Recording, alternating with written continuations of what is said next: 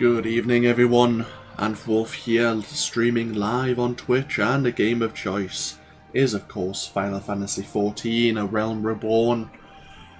And as much as I would love to stay on this opening menu music and just sit back, relax, sway slightly, we are going to continue leveling up our archer. Leonhard put down his sword and board, and we began actually leveling up a range DPS. We didn't have to, I just decided to do so and make the most of a 2x experience buff that will disappear once we hit level 60.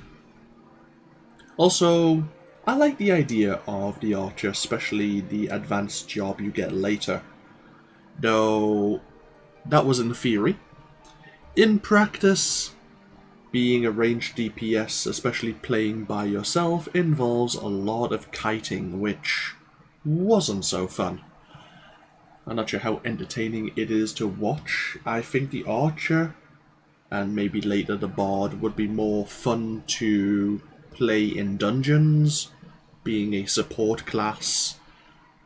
We may decide not to continue as an archer, but it would be unfair to give up with it now, especially since we've spent an hour and a half already leveling it up. If we were to change again, obviously these are the disciplines of war and the disciplines of magic. Since I haven't found kiting to be fun, I guess even magical range DPS wouldn't be so fun to play either. And of course maybe some of the magic classes, which means we now need to focus on the melee DPS.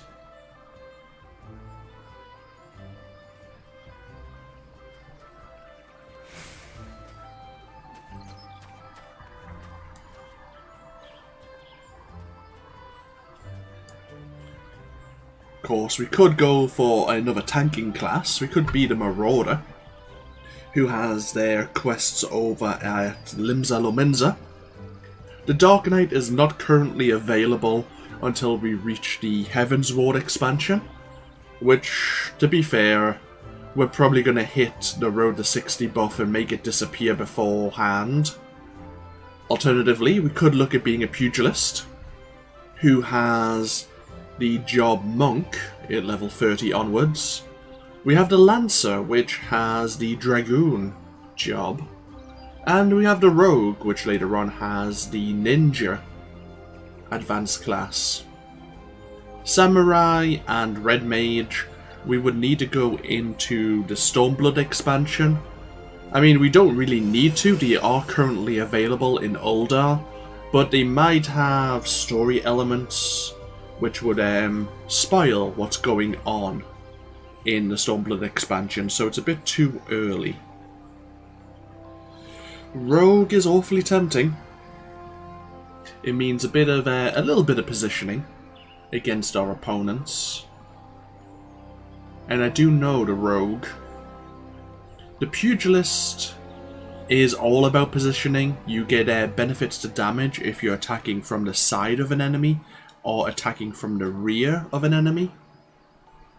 And some of their skills link into various stances that you'll be put into.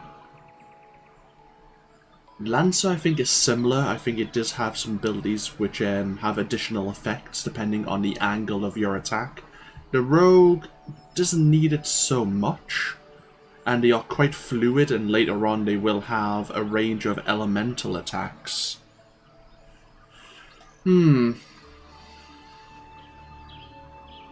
Decisions. As I say, I would like to maybe continue the Archer, but with all the kiting involved, may not be to our benefit. I'll tell you what. Obviously, we have no one popping up on Twitch just yet. We will ask their opinion. And if anyone is watching this on YouTube, you can always comment below if you would like to see more of the Archer. But for now, why don't we pop down to Limsa Lominsa and learn about the arts of the Rogue. Yeah, why not?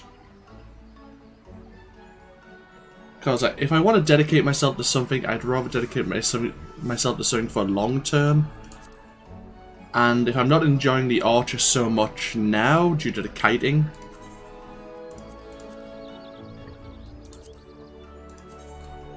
then that's just going to be the same thing over and over again. Whereas at least a rogue can hold their own in melee. Plus I do like their skills, they're rather flashy. So yeah, okay. We have made that decision. So we'll switch over to our Paladin once again. Obviously we don't have the sword or shield for our item level 90 gear. But that's fine.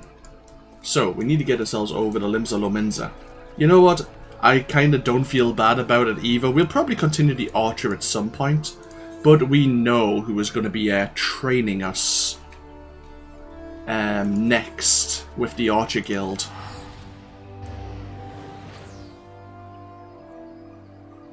The douche of an Ellison.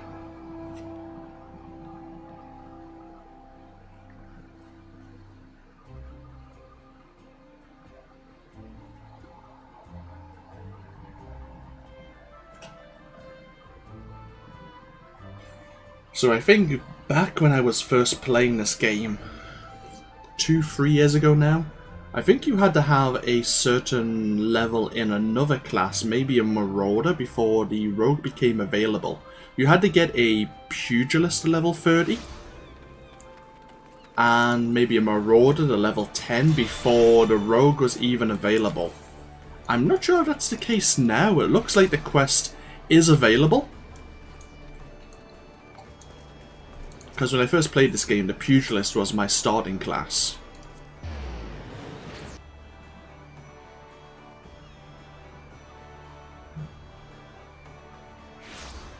I see I'm not sure how the Rogue does. Like, I'm not really someone who looks at the meta, as in which classes do the most damage outright.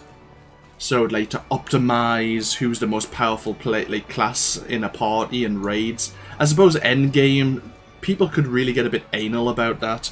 Totally understandable.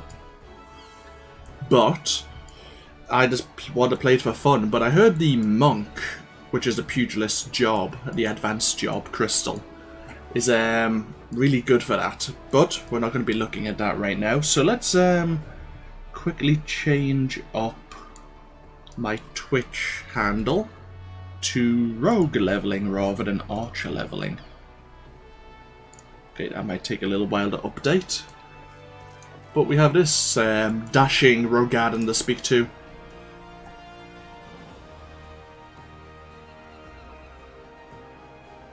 We're the dutiful sisters of Elderweiss, all pure and saintly.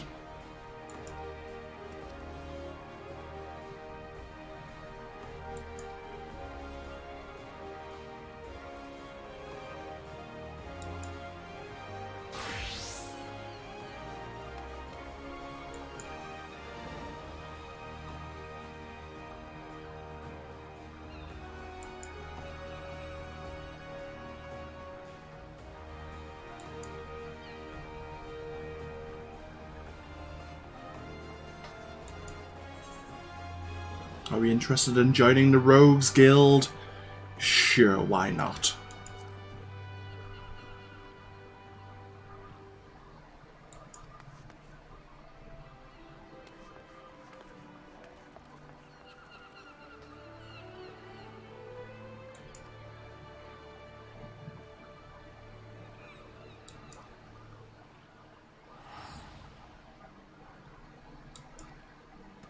Okay. So they don't care about making you the best warrior you can be, the best archer, the best gladiator. They just want people who are capable and able to achieve the jobs that they may wish you to achieve. My first daggers. Lonwood would have you reaffirm your desire to join the Rogues Guild.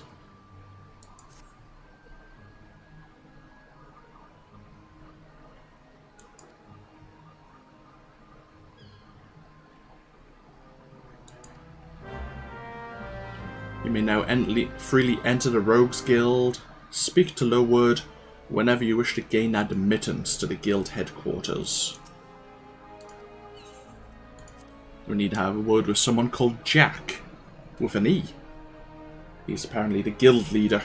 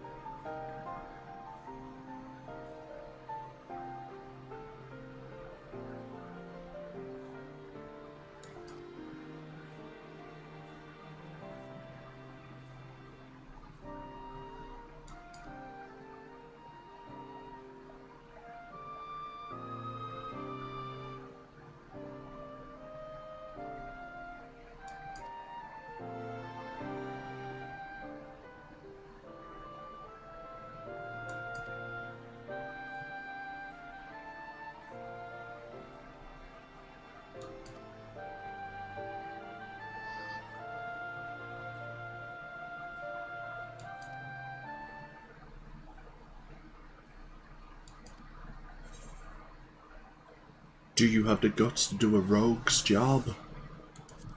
I don't see why not.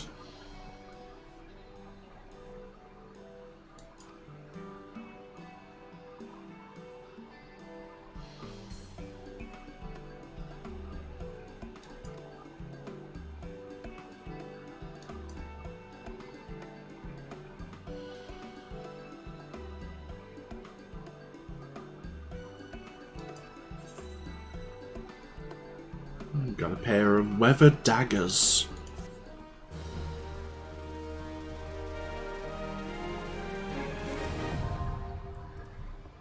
So we gain another gear slot there. And we're going to be slipping down into our skivvies. Got a pair of level 20 daggers. Oh my. There we are.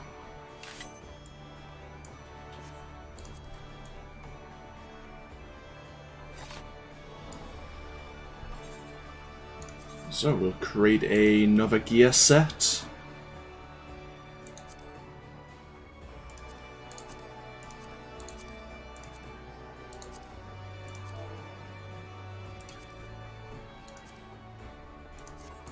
Okay. Stabbers in your fanballs. Jack wishes to give you a few pointers on dagger play.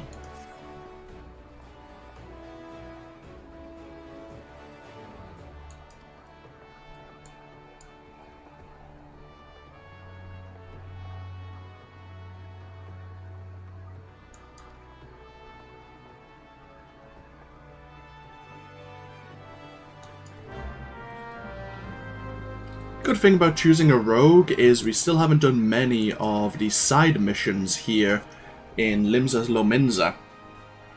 So we'll be able to run around the city, pick up a few quests before we step outside into La Nocia and kill ourselves a few lambs, rats and pugils.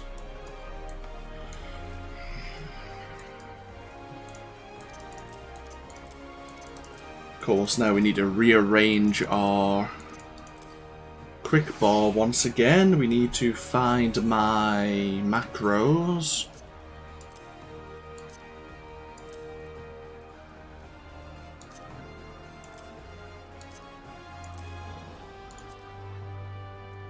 And we need a couple of our emotes here.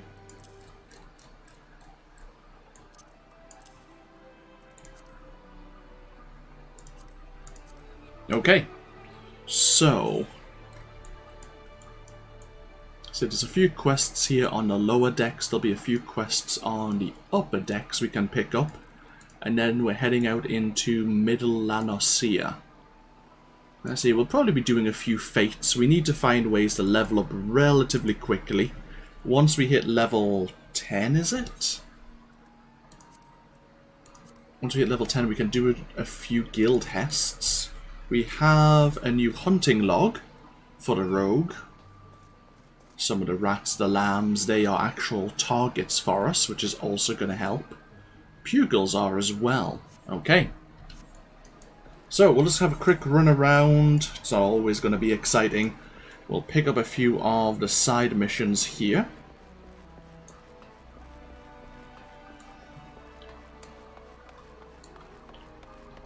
Now, some of them will probably just be like teaching new players the ropes, picking up items, how to interact with NPCs. Everything we did in Ulda and Gridania as well. Back in the water, Miss Lalafell of the Fisherman's Guild wants to order a new fishing boat.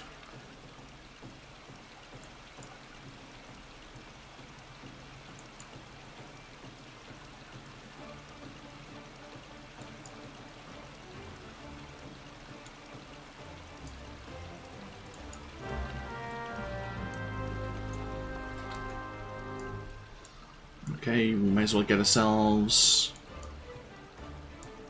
up to the Anarchists Guild. The Anarchists? The Arcanists Guild.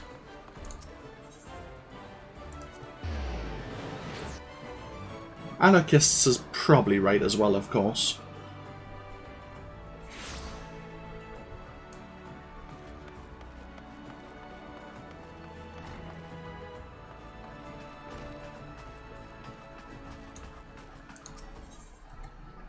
Judy calls. There's Mikote of Milvan's Gate and needs help collecting duty on imported goods.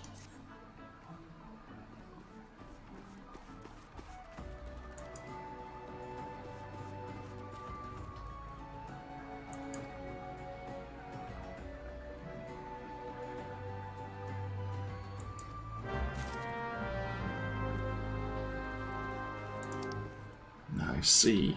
Okay.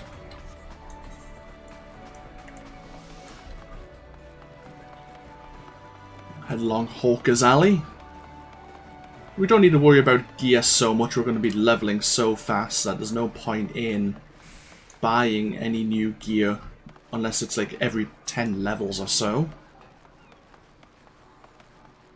As I say, eventually I'm hoping that they bring out a class that uses a gunblade. The gunblades, they are a thing in this game, but they're they're wielded by the Garlean Empire. So hope against hope, eventually we may see one. At the moment, it's not really a thing because the Garleans have their own issues, mostly because we're at war with them right now, of course. The right price. Mr. O'Gadden, the master merchant of Hawker's Alley, wants you to look into current market prices.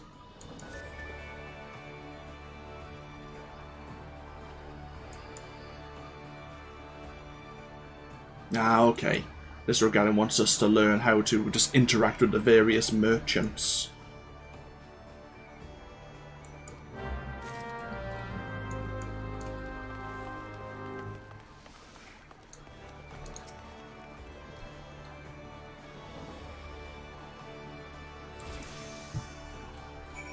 So we have a battlecraft supplier if we want to buy particular armor up until level 49.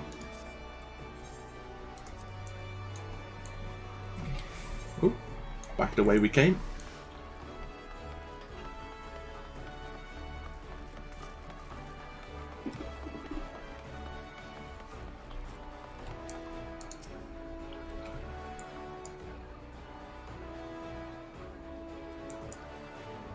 You have a quick Kern here.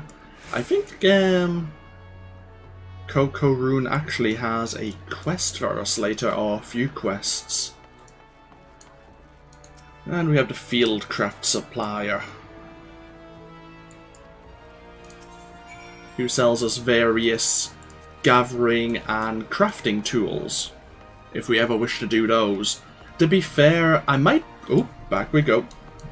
To be fair, I might show off the gathering and crafting, but if I really wanted to do that, I might as well switch over to my main character. Piece of parchment containing prices from various shops and stores all over Limsa Lominsa.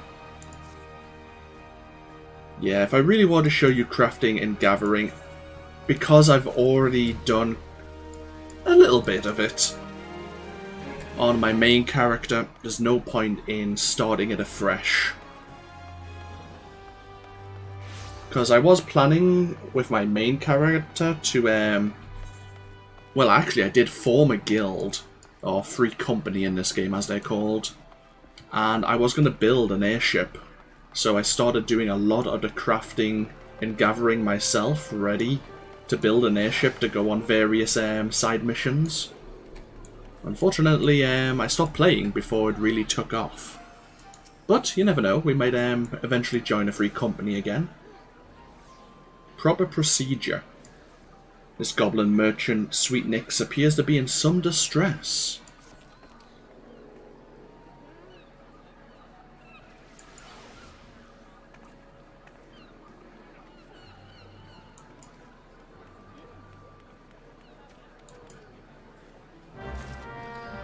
Okay, we've been asked to deliver a letter. Oh, bloody hell, is it all the way back there? It is. I thought I'd seen that name before. Oh well, we have one more quest to pick up anyway before we go up to the upper decks. Elderweiss, Elderrice. This Mikote of the Consortium seeks the services of a conveniently unoccupied adventurer.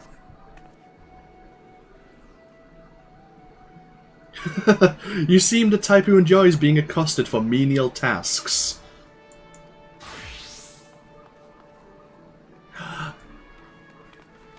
The Dutiful Sisters, isn't that the Rogues Guild, or is that just a front they put on?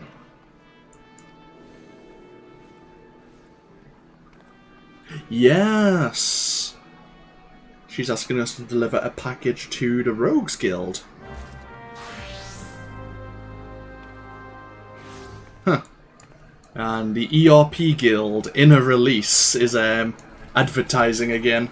Oh, bloody hell.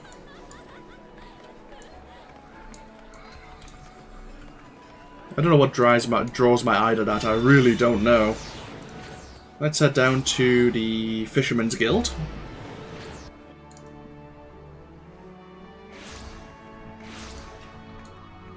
And then we'll go up to the Arcanist's Guild once again. What else do we have here? There was other free companies shouting. We have a lot of questionable golds or guild sellers. Dragonheart Dominion, a new founded free company created for those with creative minds. Oh, interesting.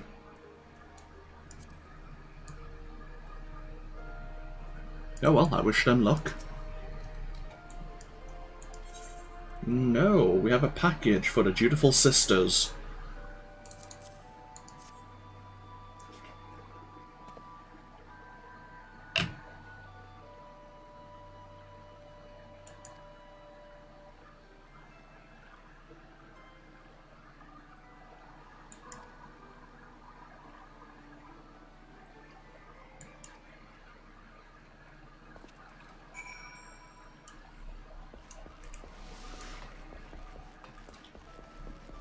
Right.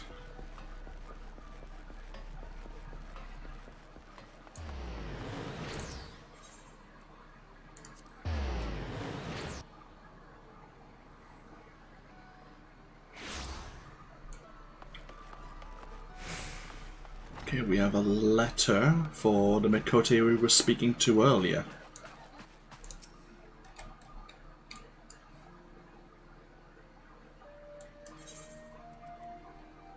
The only thing written on the slip of parchment appears to be a mess of squiggly lines and randomly positioned ink blots.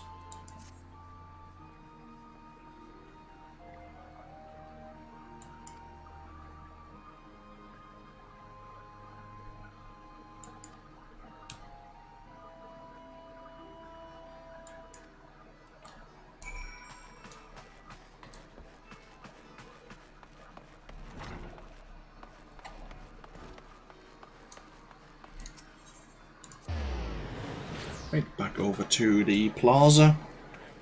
A couple of quests to hand in here.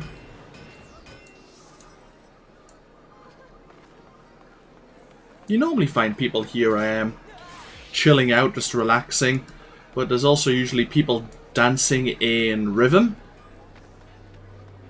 And usually a couple of merrymakers making music. Limsa Lomensa tends to always be relatively lively.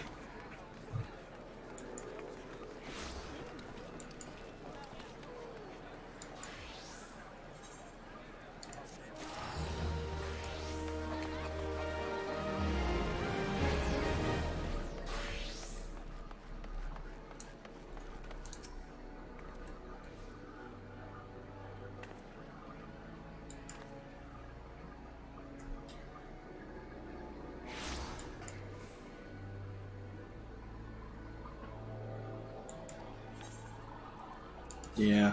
Ooh, level 2. Awesome. Well, we learn a new ability. Actually, we have 2, really. We have Spinning Edge, which is our basic attack. And we have Shade Shift. Create shadows that nullify physical damage up to 20% of maximum HP. Which is always nice. Hello there. A ledger here, 1 of 2. This booklet penned by a log assessor from Mavan's Gate contains the names of merchants who have yet to pay their duty on the goods they imported into Limsa Lomensa.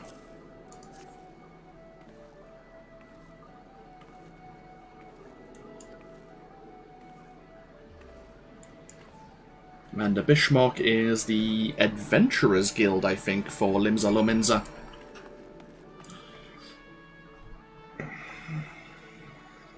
So, the Rogues Guild, Jack, who we were speaking to before, he was talking about their code that they follow.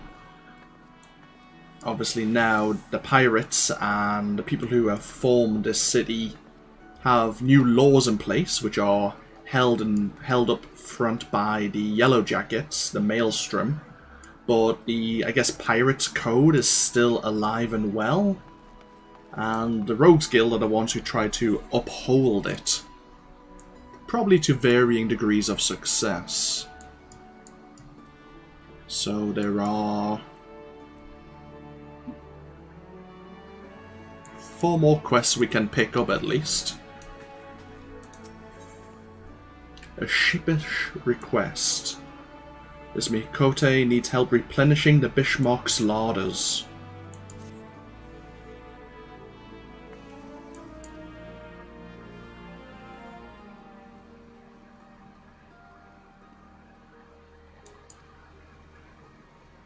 Procure 4 slices of fresh lamb.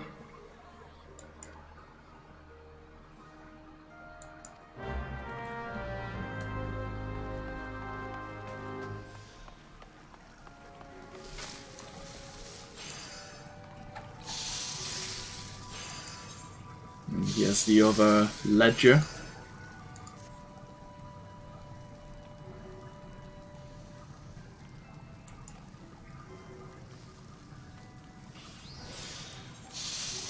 And we'll take the potions.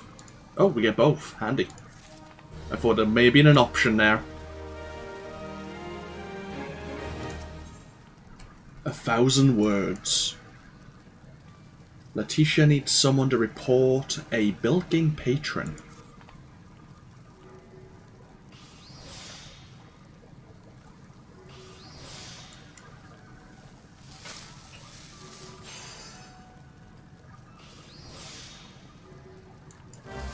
I see. Someone identified the patron who skipped out on paying the bill. We just need to hand this over to the Maelstrom.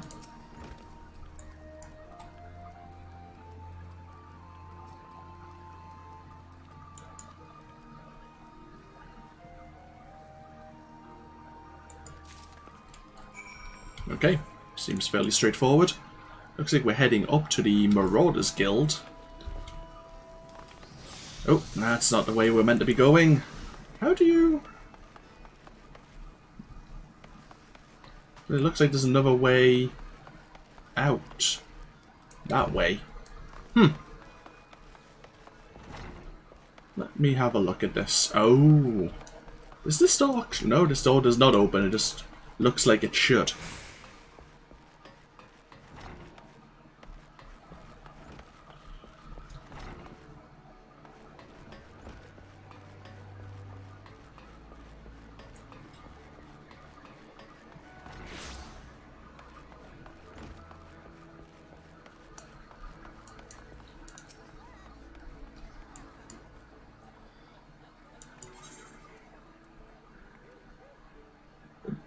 A drawing of a man, pieced together from descriptions given by the eyewitnesses to his crimes most heinous.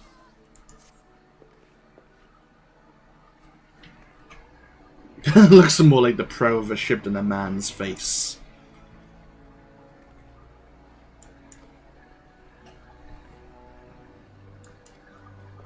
Okay. We need the Mikote to come over and speak to the Yellow Jackets. While we're here, lost and found. Grenade seeks help with a growing problem in Limsa Lominsa. People are going missing.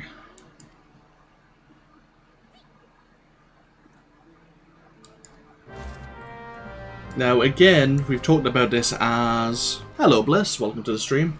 We talked about this when we were playing as an archer. There's going to be a few missions that talk about events that have already occurred in the storyline. Like, people are going missing in Limsa Lominsa. It's quite possible that's due to the pirates and the Shahagan. We'll speak to the Mikote once again.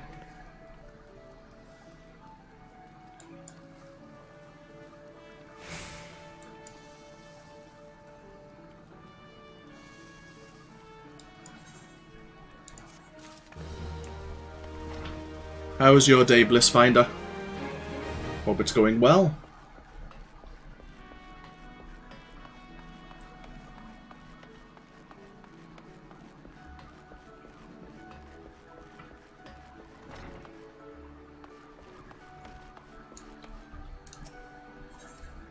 License to Reeve. Morden would like to make you a completely legal proposition.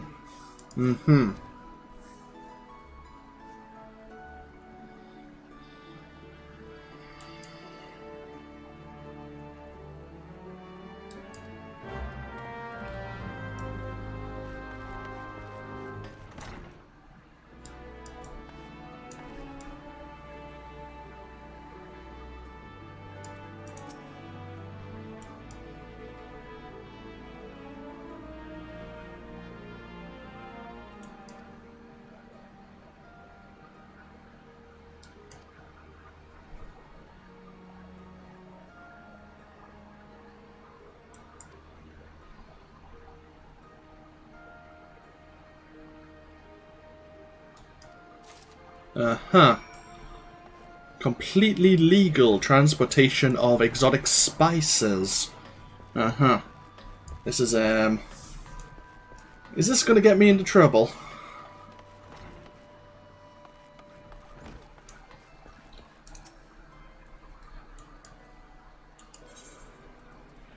The Seventh Sage Sampler. A set containing several exotic spices and instructions on how they can be used. Not something you would expect from the captain of a band of bloodthirsty pirates.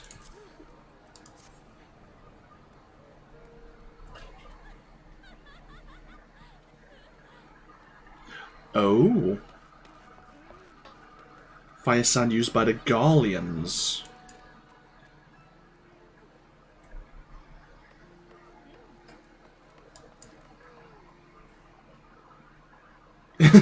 He's considered a heavily armed trader who represents Lominsan interests, as in probably harassing the Garleans. You know what? I can actually approve of that.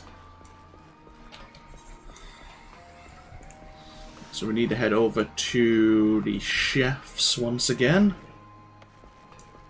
I say chefs because I don't want to say said culinarian all the time. That would just drive me crazy.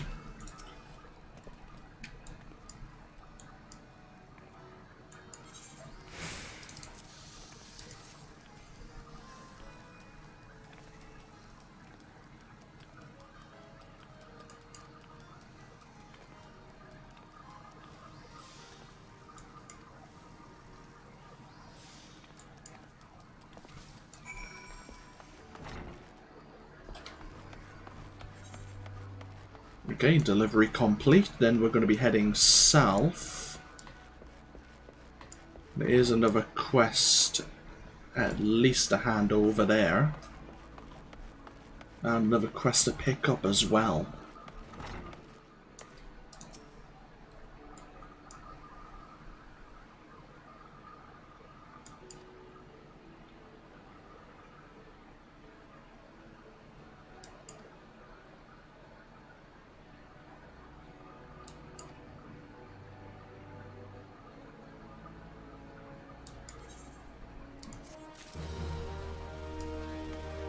Oh well.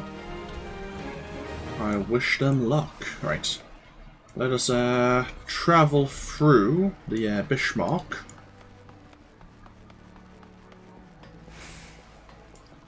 Yeah, we need to speak to someone over at the Armourers Guild. There's a new quest to pick up. And then we're heading back to the lower decks.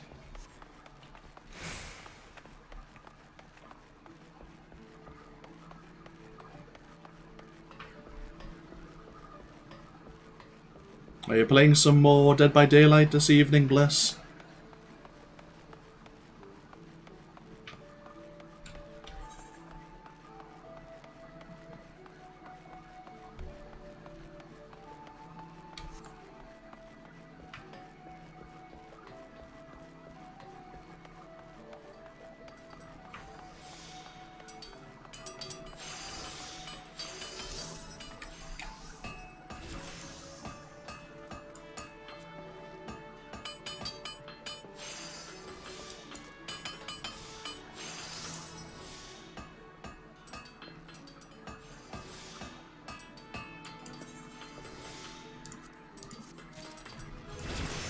Hey.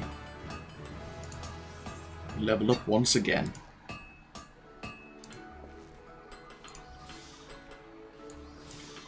The guild master here of the Blacksmith's Guild, or maybe the Armoring Guild, one of the two, has a simple yet profitable task for an interested adventurer.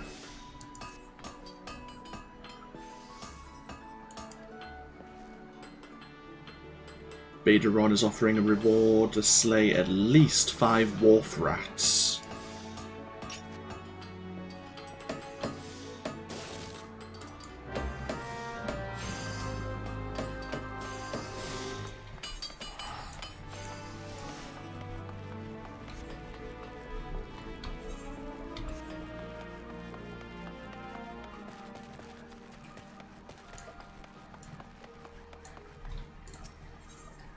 Soothing the Savage Siren. This woman has advice for any adventurers heading to the missing member.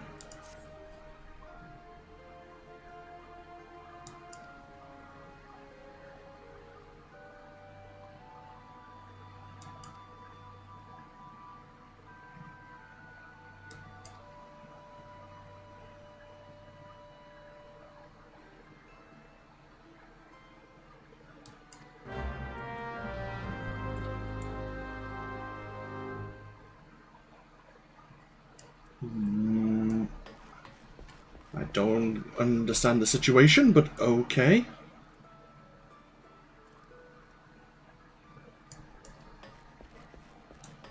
Apparently we need to kneel before this captain to make a good appearance.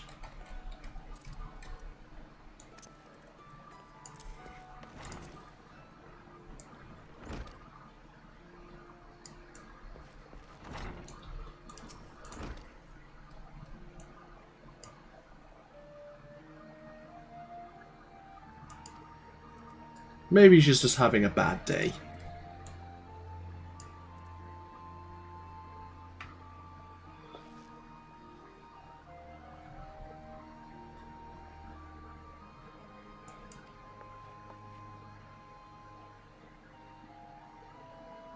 Yeah, she's having a bad day. Something about the Krakens seizing every Garlean ship before they can even take a crack at them.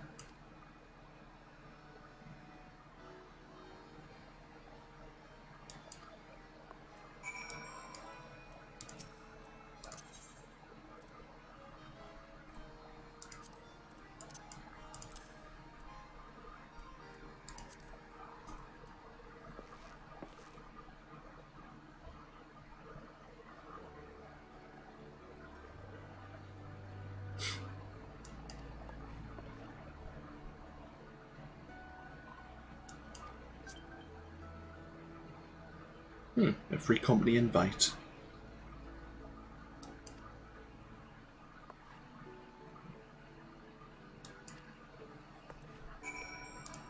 So this is a quest teaching us how to use the various emotes, which is important for later on. Some quests need you to do similarly. There it is.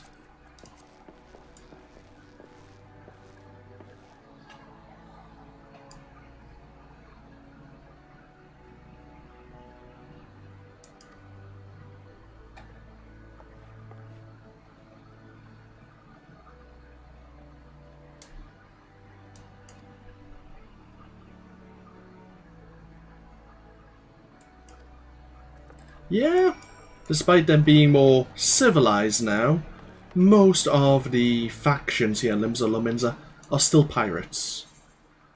So which free company is this? The Steel Blade... Oh, I think I've had an invite from this faction before, this free company. I have seen them around the SBS. There's quite a few of them. Recruiting, they always have experience buffs, they have a large house somewhere. They have a workshop, so they're bound to have an airship already ongoing. They're welcoming new and veteran players. That's a nice, like, kind of, I suppose, really helpful guild. If you're interested in, like, always finding players who may be up for doing a dungeon or just doing the daily quests, I guess a group or a free company like the Steel Bladed Sword would be useful. Plus, they will have some running buffs. Like, we're not interested in looking for a free company right now, but something like that is always welcome, especially the new players who might just want to take advantage of the... Obviously, they could always converse with people as well if they get stuck. There's always going to be someone online they could ask a question of.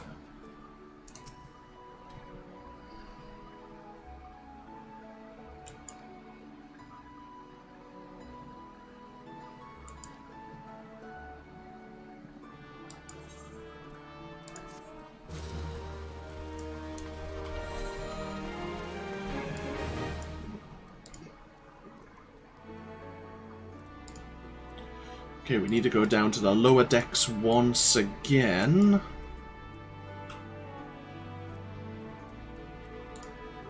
What's the easiest way? Probably from the Drowning Wench.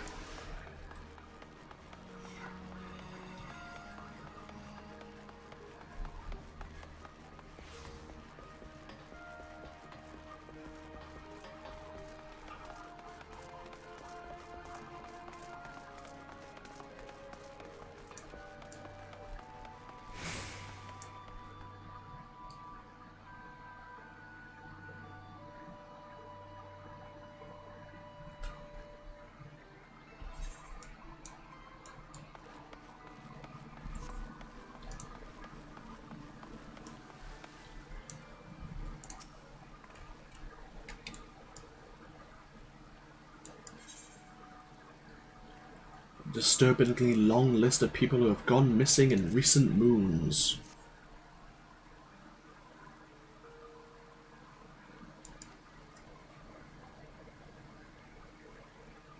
Oh. Undercover Mikote.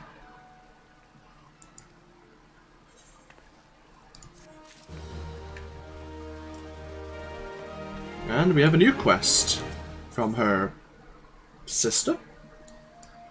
I stayed a street light.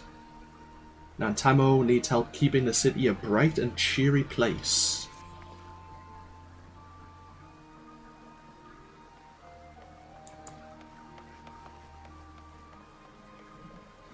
And this is teaching us how to use key items.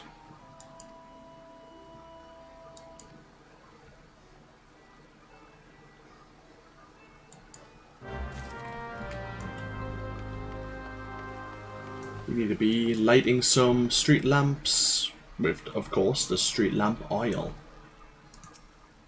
Hello, we have something for you as well.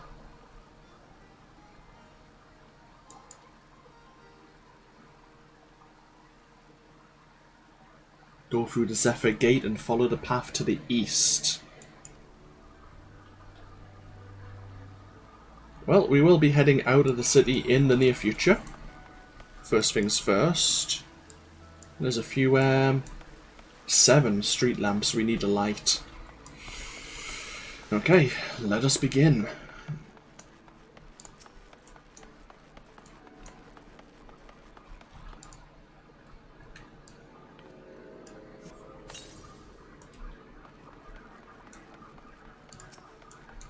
It also helps you get familiar with the city if you're new to the game. Limsa Lominsa is quite winding. I can quite easily, well, not easily, but I can get lost. Which is why it's useful to have the Aethernet shards to teleport around sometimes.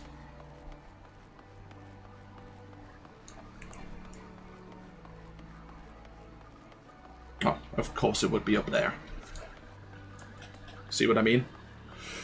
Because that's a way up to the upper decks. Well, as this is a way to the Fisherman's Guild?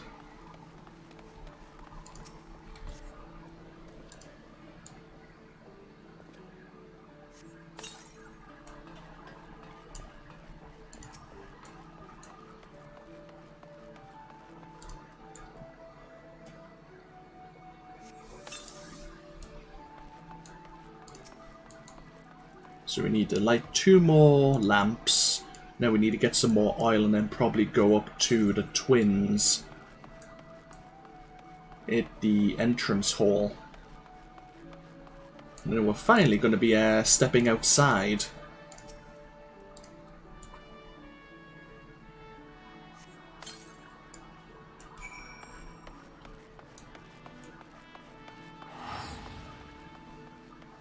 We have a couple of role players here.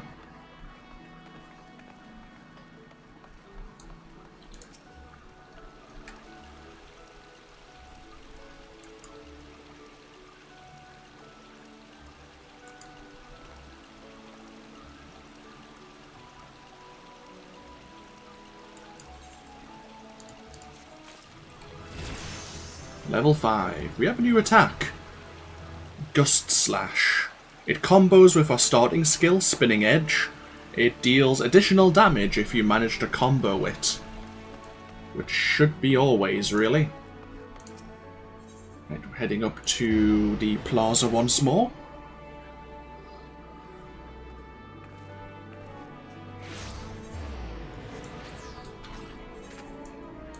And yeah, it's time to be stepping outside.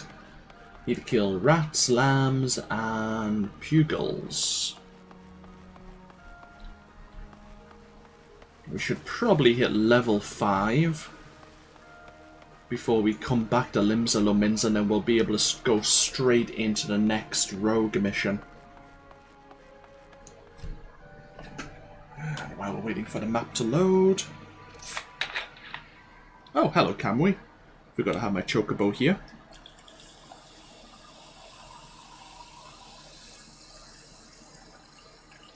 Just top my glass up.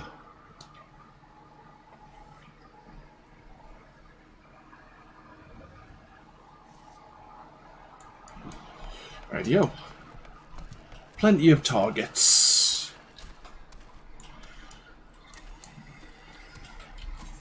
Let's have a look here.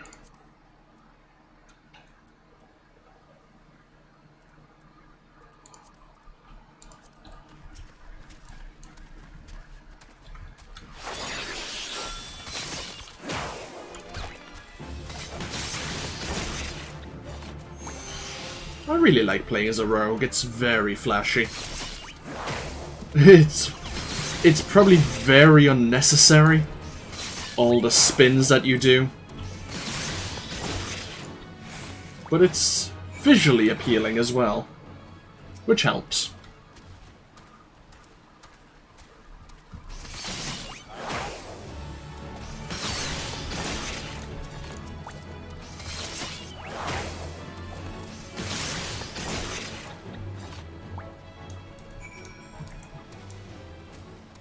We have pugils here in the water.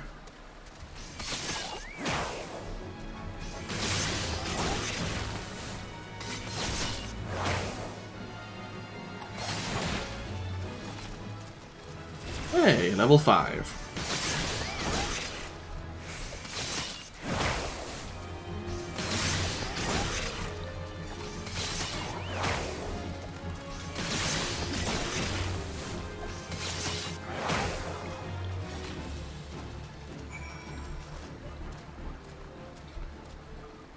Okay, now we just need the lambs, which are a little bit to our south. Ooh, there's a fate nearby. Overnight migration. We may as well participate.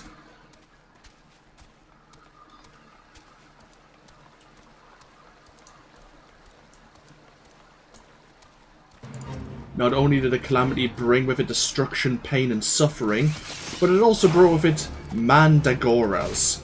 Thousands and thousands of mandagoras. Mandagoras who, if not dealt with swiftly and firmly, will continue to multiply until the land is overrun with the creatures.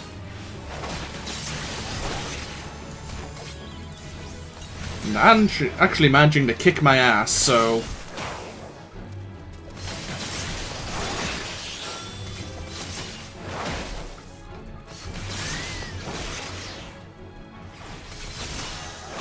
Ooh, we leveled up. That was very lucky of us. Otherwise we may have died there.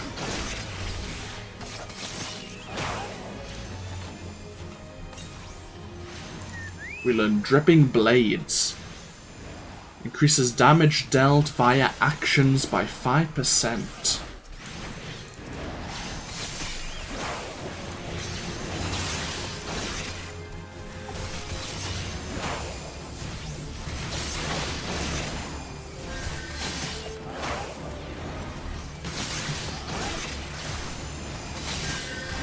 Yeah, these guys are small, but they can hit hard.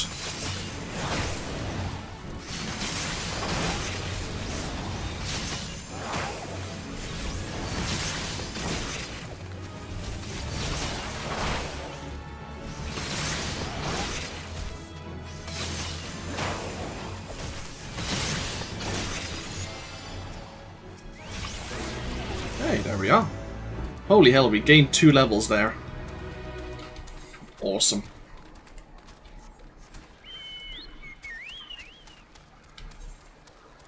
No, we gained 1 level, sorry. We were level 6 because we learned Dripping Blades. That's right. Oh well, we'll keep an eye out for any more fates that turn up nearby, as they are a good source of experience.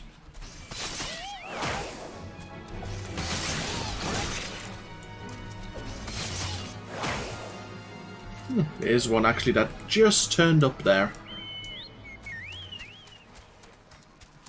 Well, let's run up that way. We can come back and deal with the lambs later.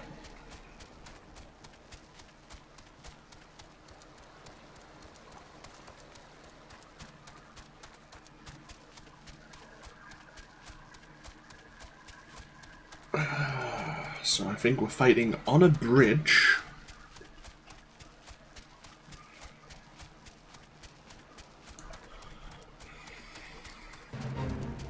Hello, work. Ooh. During the calamity, many bands of pirates lost their ships to either Gallian attackers or the flames of Bahamut. Most found new crews to join, but those who didn't simply turned to banditry on the land. Use your blades to convince the lads it's time they seek new employment.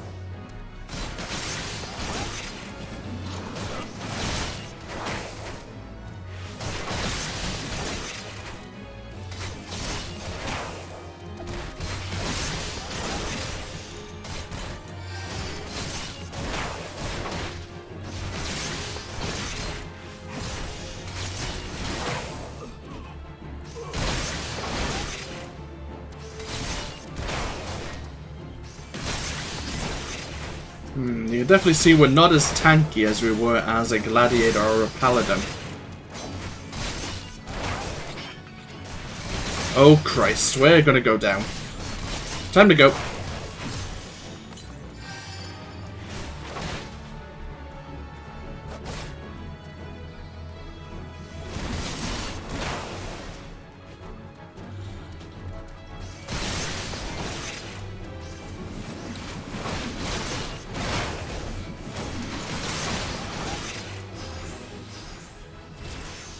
Hey, we leveled up there. Level 8.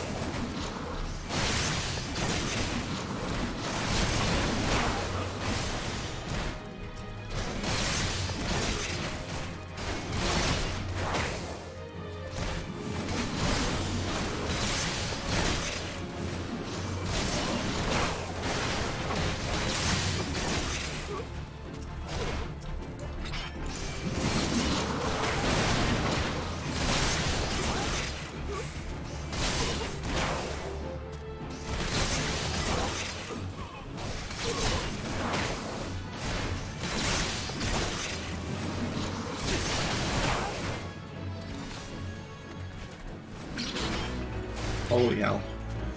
Almost 4,500 experience. Awesome. And here's another Fate in Progress.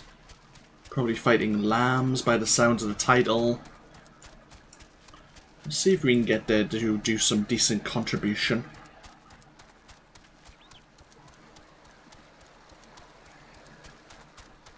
Looks like we are going to be able to help out a little. A flock of sheep bitten by diseased bats have grown frenzied and are charging full speed towards the Zephyr Gate. The infected creatures cannot be allowed to enter the city, so they must be driven off or put down.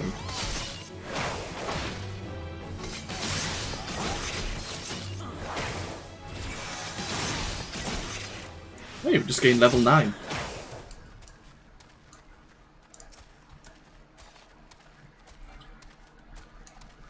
Oh, I'm now too high a level to participate.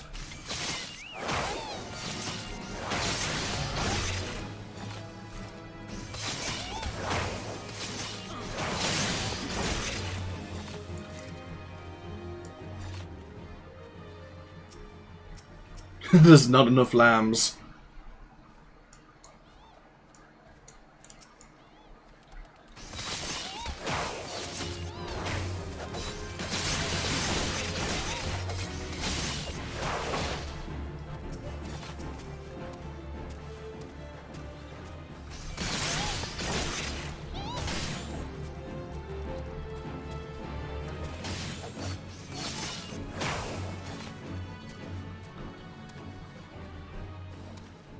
And there's one more. Oh, nope, there's not one more to go. Either way, we completed all 3 of our missions as well. Level 9. Oh well, we have at least one more rogue mission we can pick up now. The level 5 one. Oh, hello. New fate has just turned up. Because then we can also participate in the level 10 quest. We'll probably gain level 10 before long. The Rogue River has become a breeding ground for giant carnivorous fish known as pugils. Help clear the shallows so that the local fishers can cast their lines in relative peace.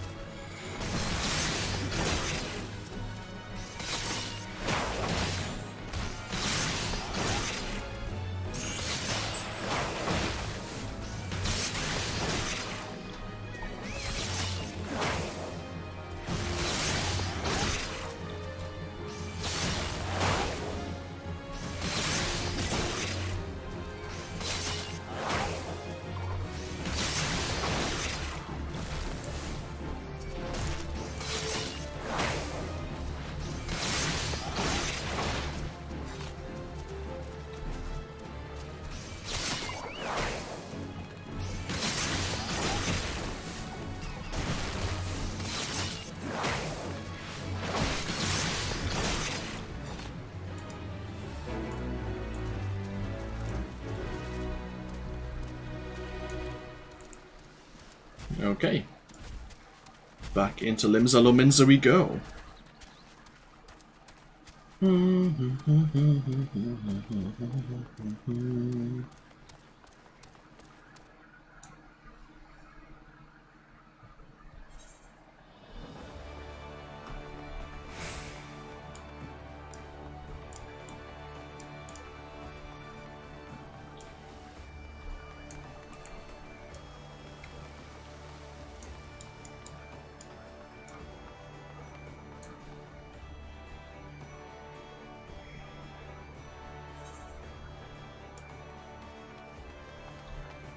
Oh yes, Baderon wanted the lamb, was it? Oh, the rats.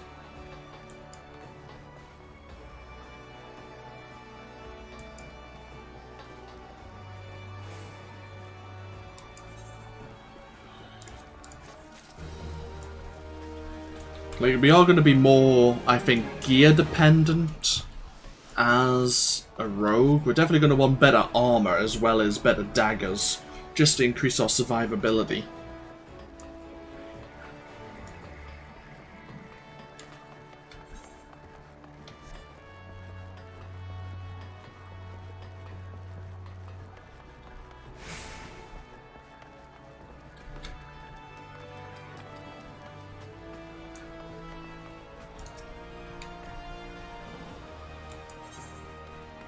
Fresh lamb. Lamb meat so fresh it still smells of the mother's teat. Ugh. You're welcome, I guess.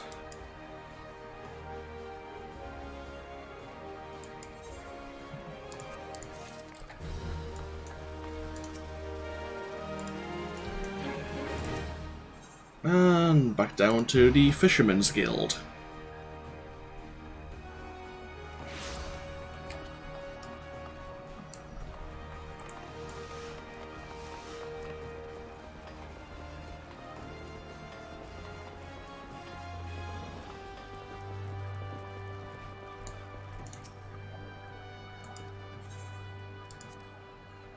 Back into the Rogues Guild we go.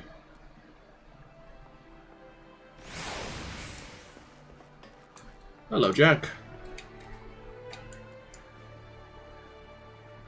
You can never have enough blade practice.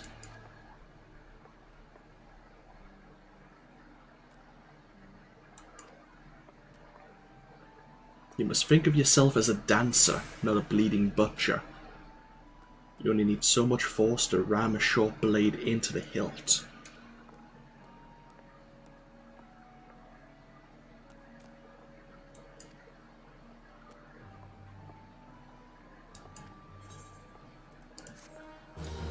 The next rogue crest will be available from Jack upon reaching level 5, which we are.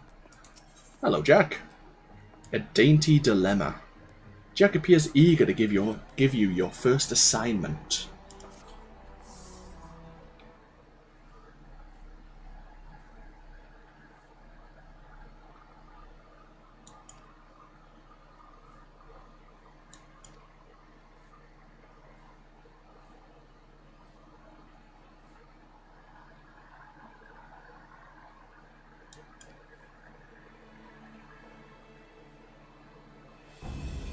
So, the Admiral here, Limsa Lominsa, has outlawed piracy. Yes.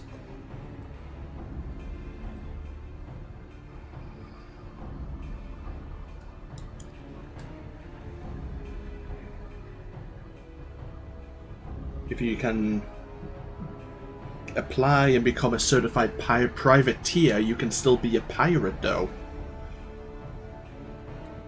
As long as he only targets vessels that belong to the Garlean Empire.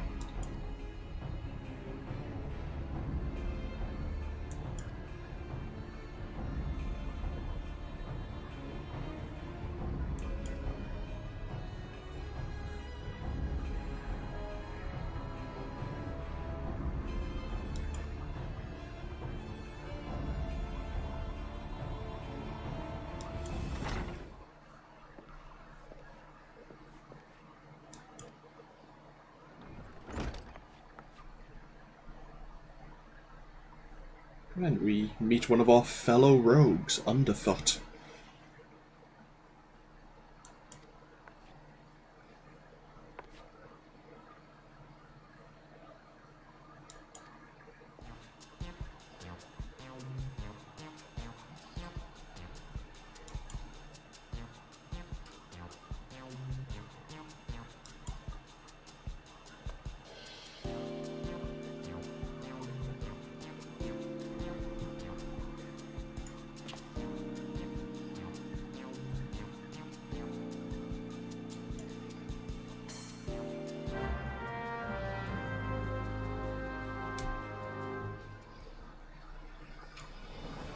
Okay, so what does our first assignment consist of?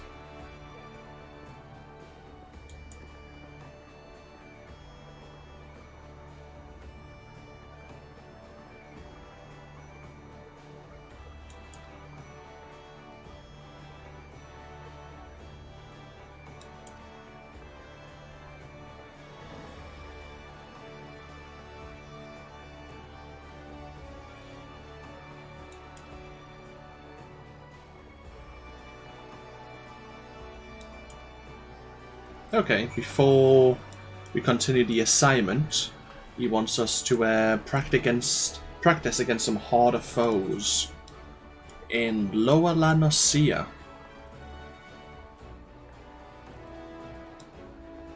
Okay, fair enough.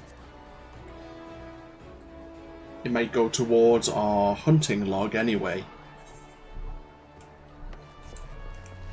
So the easiest way to get to Lower La Nocia is to go through which gate again?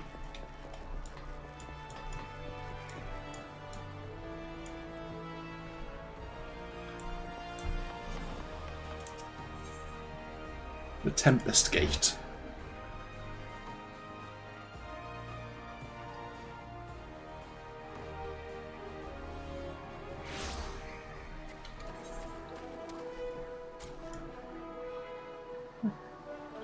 So there is a level 3 fate ongoing, but someone's already dealing with it.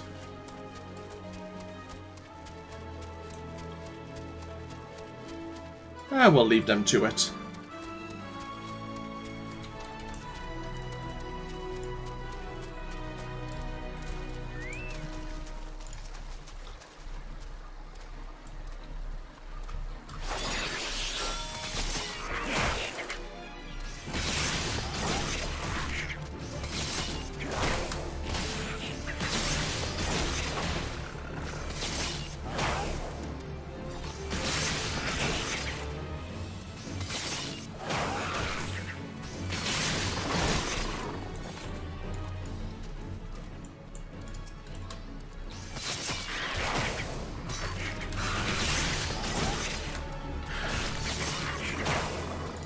Oh, Christ.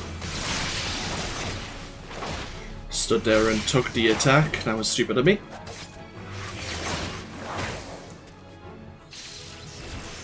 Hey, level 10. Now we've learned a new ability. Hide. Blend in with your surroundings, making it impossible for most enemies to detect you, but reducing movement speed by 50%. It has no effect on enemies 10 levels higher than your own, or certain enemies with a special sight. Cannot be used while in combat. Okay, so we'll stick that somewhere for now. Oh, a fate has started.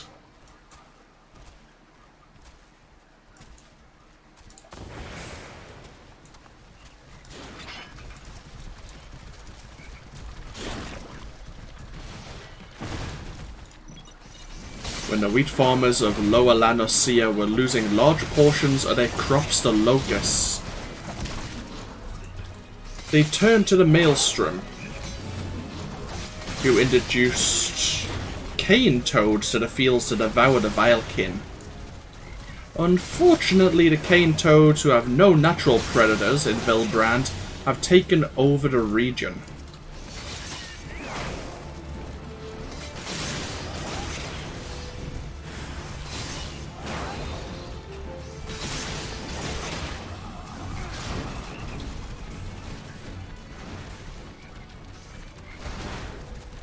Can you just come back here, please? Thank you.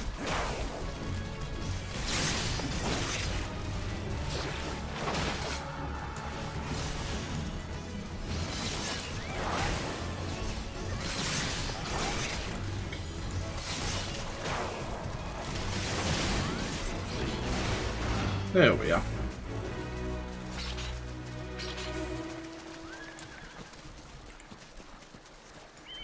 We can go back to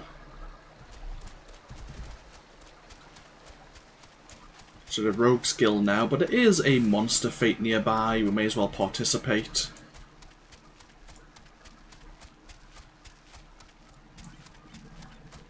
Under the bridge.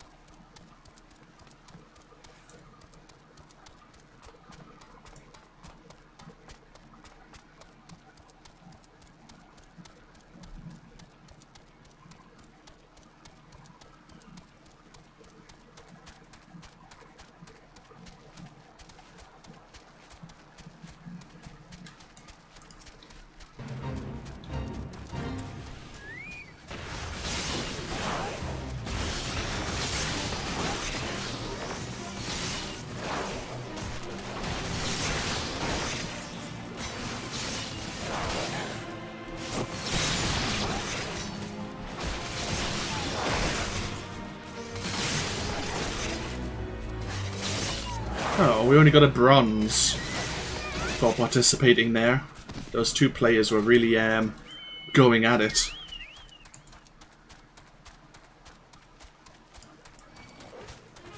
You'll find a lot of, I guess, high-level players just doing like fate grinding.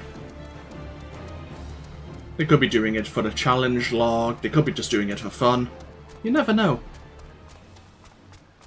There is another fate to the northeast here we could participate in. And there's a lot of little side quests we could be doing here.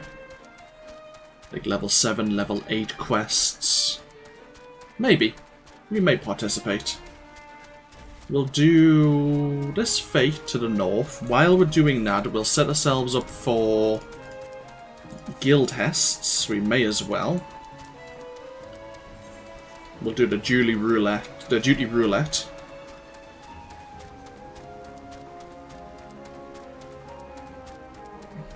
We have some dodo here. Oh, I would go for the dodo, but someone started the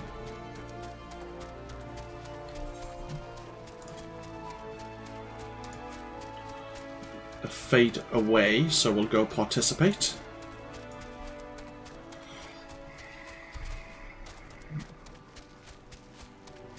Aha. They say every rose has its thorn. When it comes to roselings, however, thorns are the least of your problems. The strangling vines, the poisonous pollen, and the ability to rise up from the ground and chase you all the way into your nightmares. These make roselings a force to be reckoned with. And the day of reckoning is come.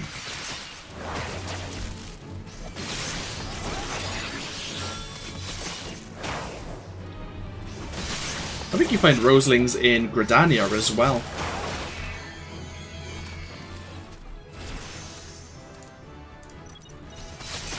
And we're level 11? Indeed we are.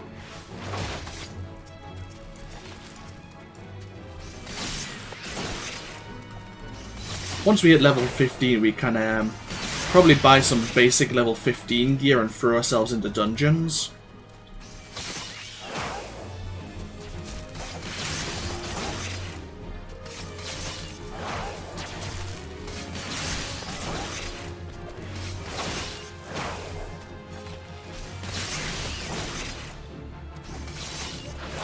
The dungeons will be probably the best way to gain levels relatively quickly.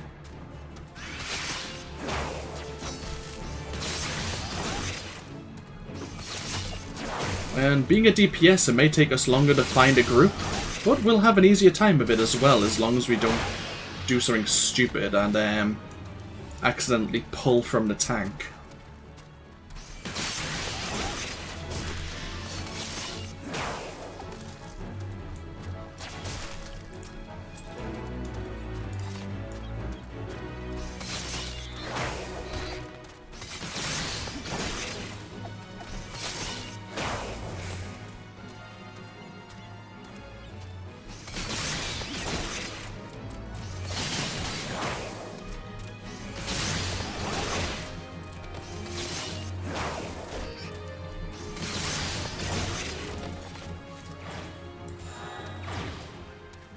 Okay, back to Limsa Lominsa. Hopefully we're proving ourselves to underfoot.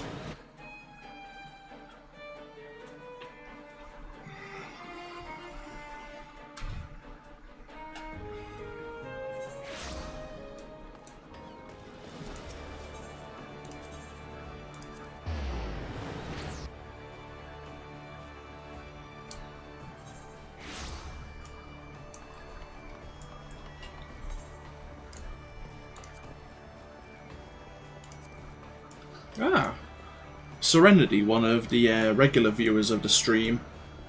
I thought I'd seen the SBS name before, and that is who Serenity is a part of.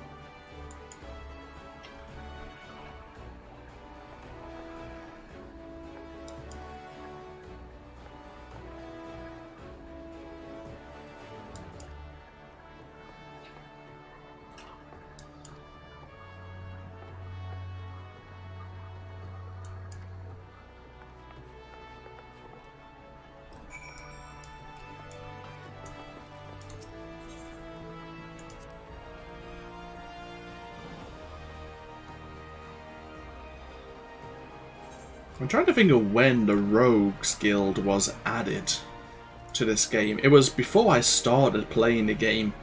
I'm trying to think if they were added during A Realm Reborn, or maybe they were added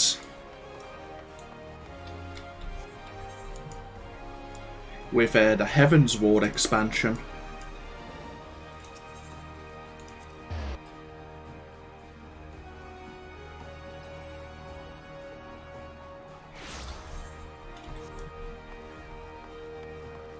Just thinking, because I know, not so much for the rogues, but the advanced class, the job that becomes available, will have some,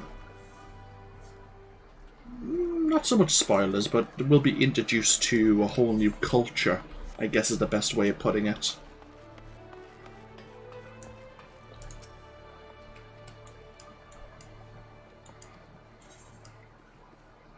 may we have a weak ale?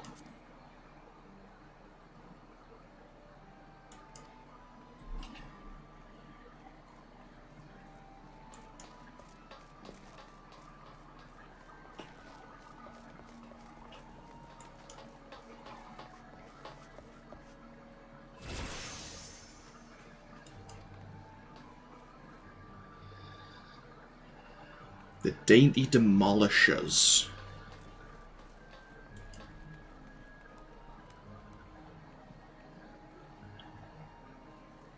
They like to visit a beastman camp in Middle Lanosea to fence their goods.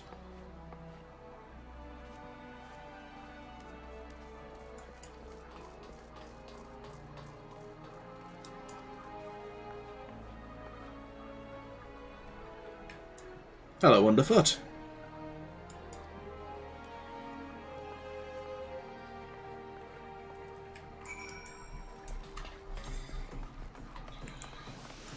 Okay. So we need to go to Middle Lanosea now. Probably easier to go out via the Aethernet shard here. So we need to find this goblin encampment. Well, there is another fate nearby. We may as well participate first.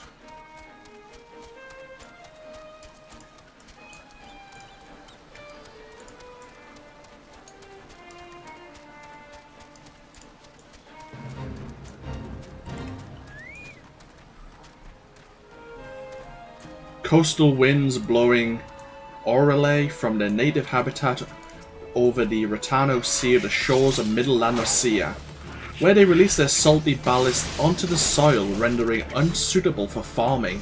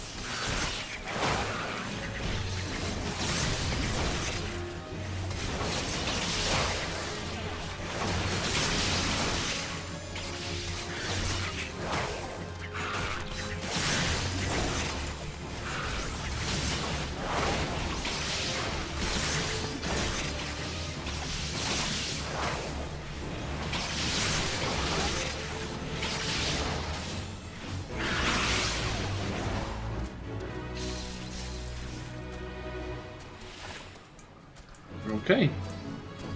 And you know what? Let's run up to do Sister Crustacean as well. We may as well. It's a level 12 quest, well, level 12 fate. So we're going to kind of be pushing our luck a little. But Why not have a little bit of risk on our lives, eh?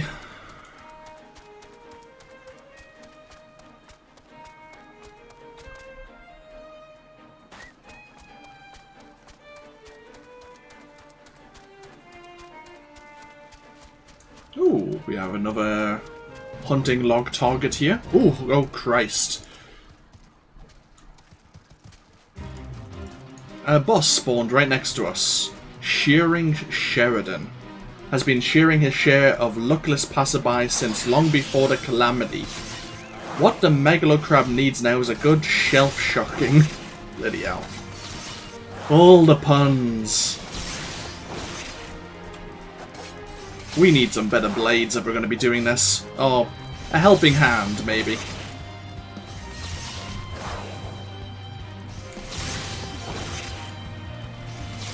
Thankfully, they use that bubble shower attack, which means they're not causing physical damage to us during that window of opportunity.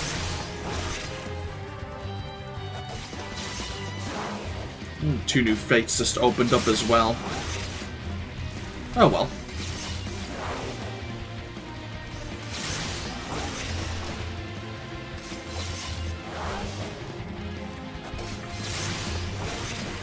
At least we have Camry here to help out.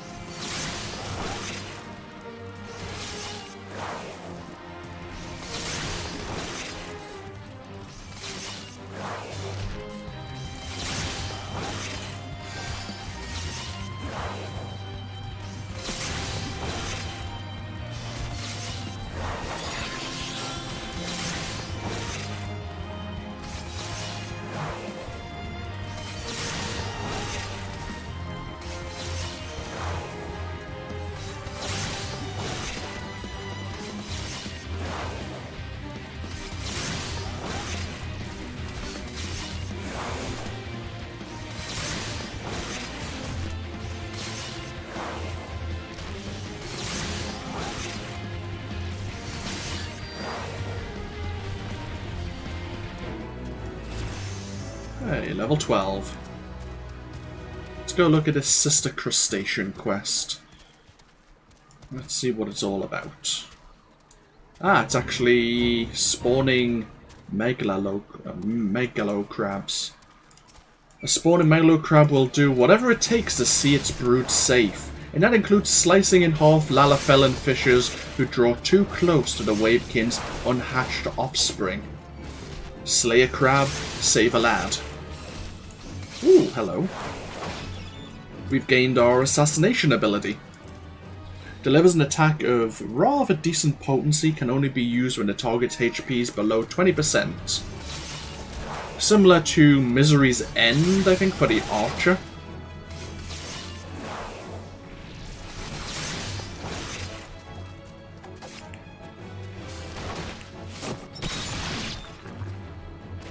Oh, we have another rogue helping out.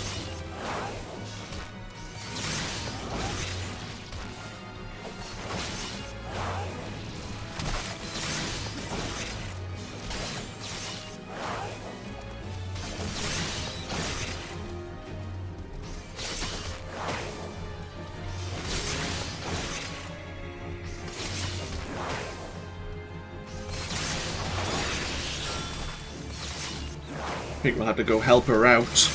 She's got she's bitten off a bit more than she can probably chew there.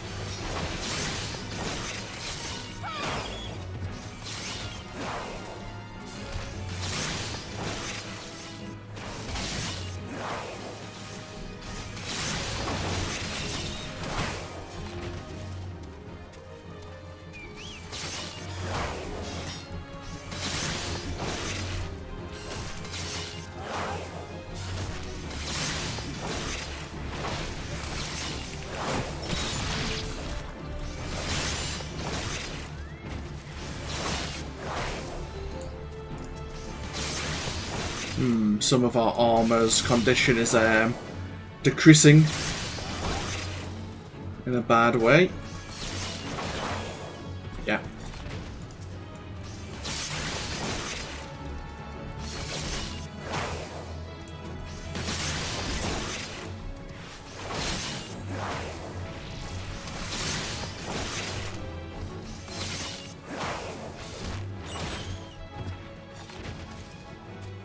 And this is the last Megalo Crab. We'll let Kasuna have it. And we'll travel to the west. Go Wesper. The Yellow Jackets stationed in Middle Lanosea have a royal problem. Wespy's so large, the small folk have dubbed them kings, are terrorizing the countryside.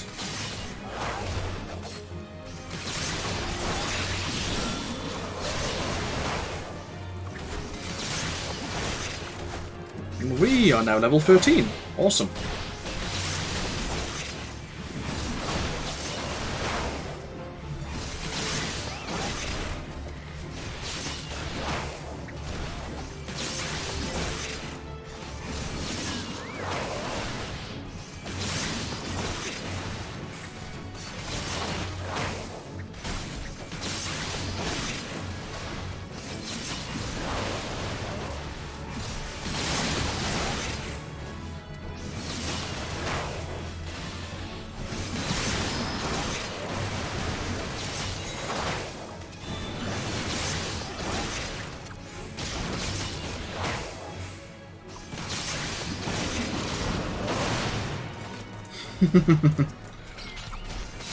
We have a Marauder here who almost bit off more than she could chew there.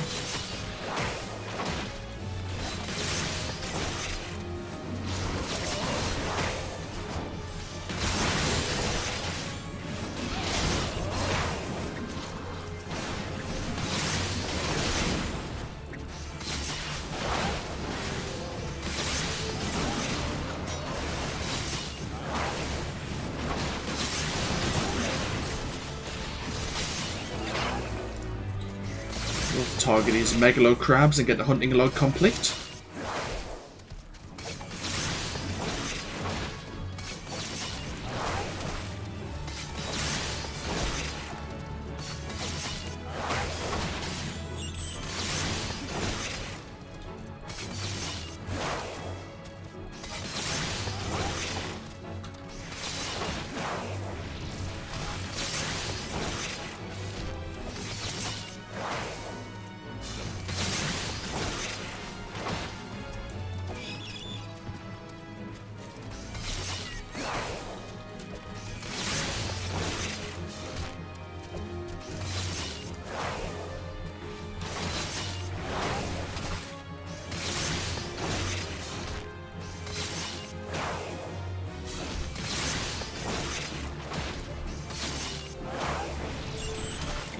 So we have two roll abilities.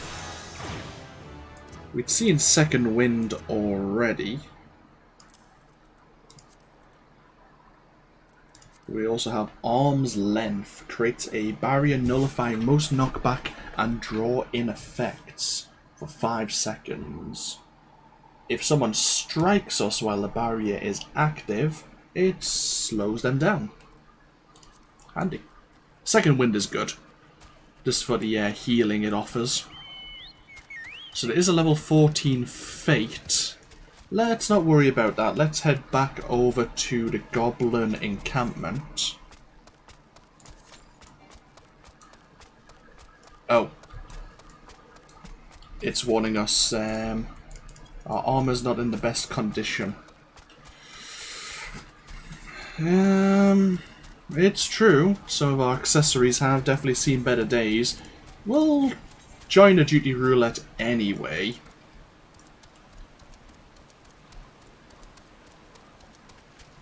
Or should we get this quest out of the way first? We should probably get the quest out of the way first. But once we hit level 15, I'll probably purchase some level kind of 14, 15 gear. And we can throw ourselves into a dungeon. Oh. Well, I need one of you.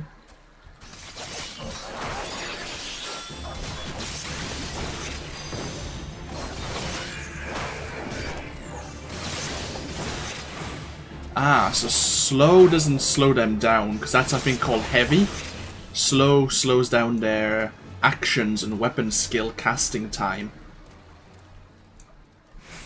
Hey, I know we were probably meant to go in there sneaky, but, well, I just walked in there and killed a goblin or two. Is that alright?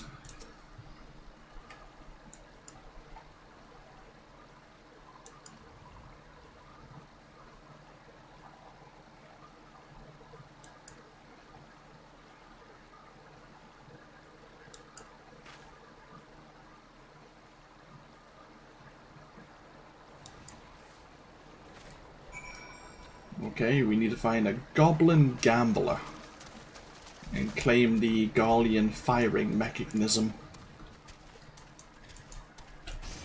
So this guy has... Oh, I thought he had an unhealthy relationship with a bee cloud over there, but...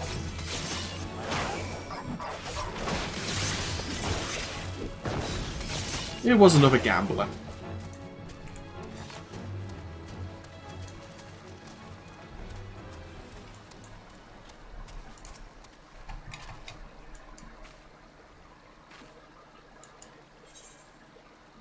Firing mechanism number 43.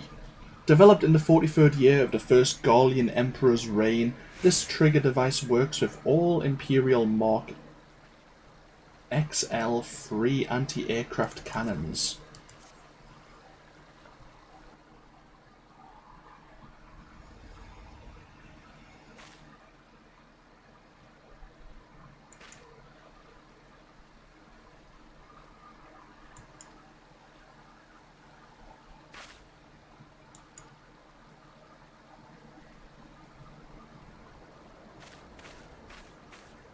Oh.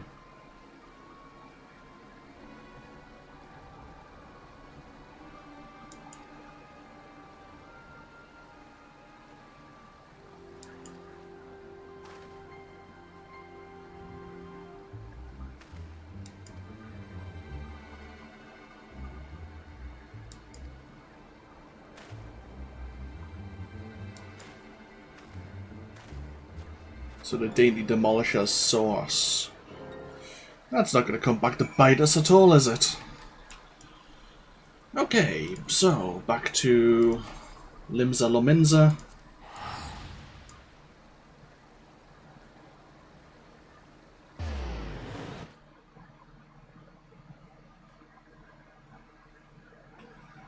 What time do we have? Almost 10 PM.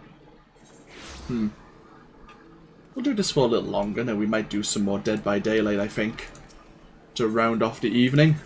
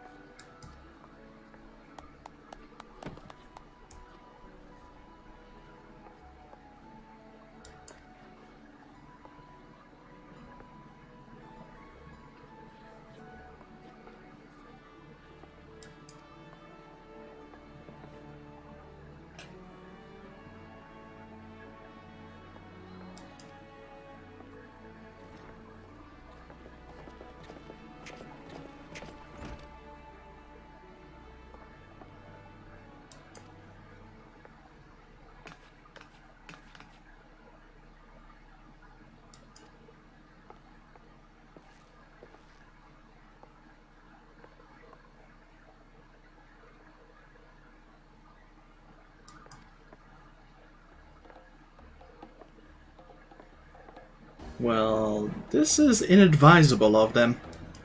They've actually come to us.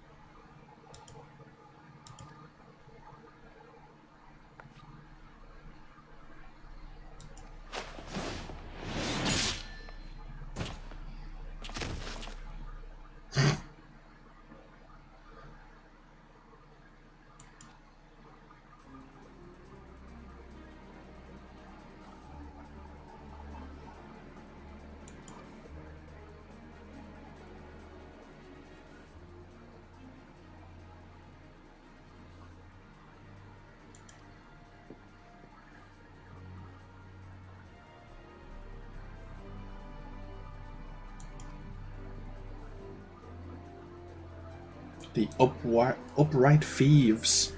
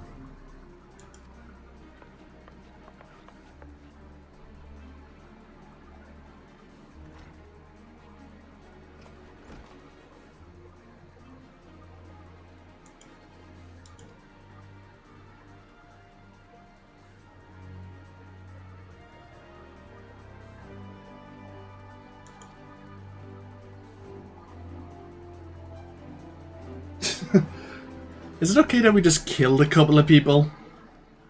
No one seems to care.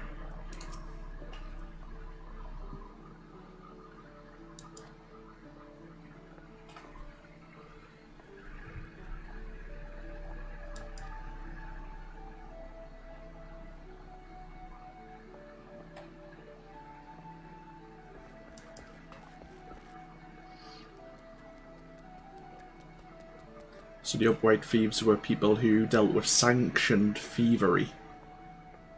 But they had no loyalties to the other pirate factions back in the day.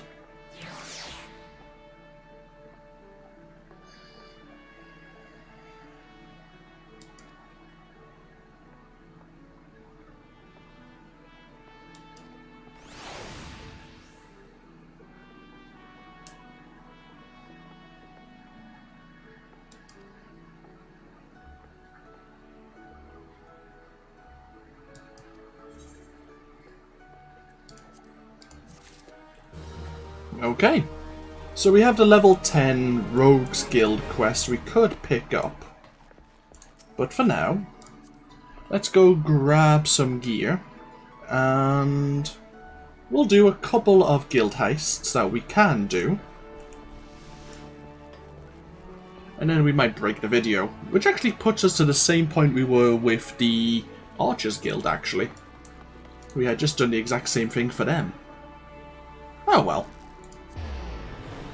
You'll notice I've enjoyed playing as the rogue probably more than the archer. I haven't sworn quite so considerably because we haven't been kiting as much. We do need to repair our accessories.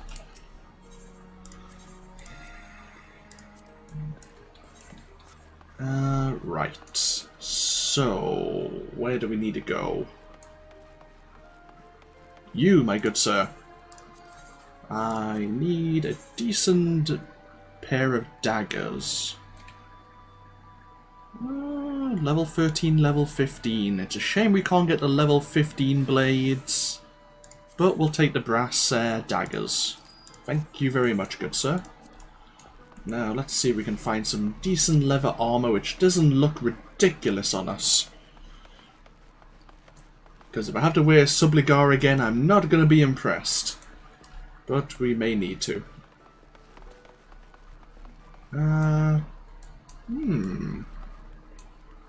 Where will... Ah, it might be you. Hello, sir. Right, so...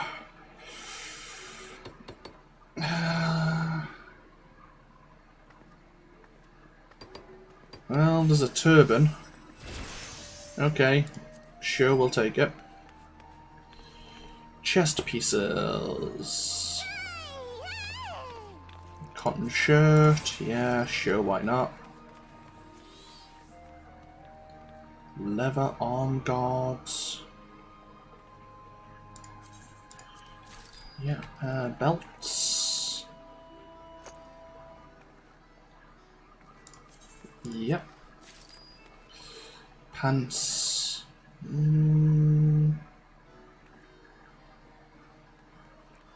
Oh good, we're not having to wear the Subligar. We'll take it. And boots. Okay.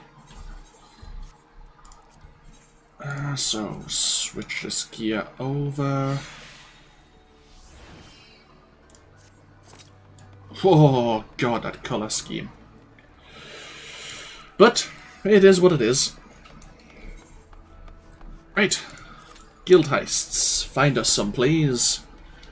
And in the meanwhile, we may as well go out and find some fates while we're waiting. So, back out to Middle La Nocia, please.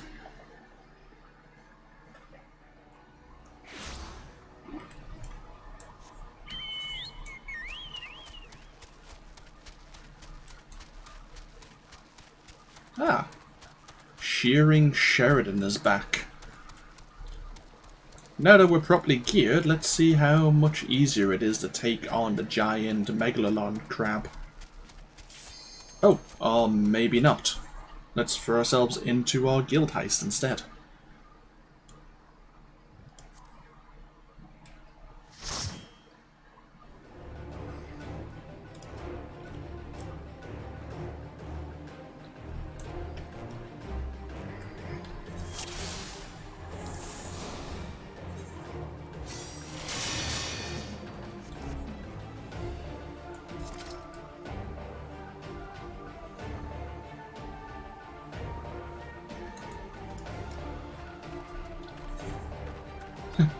We have a level 64 scholar? Oh, astrologian.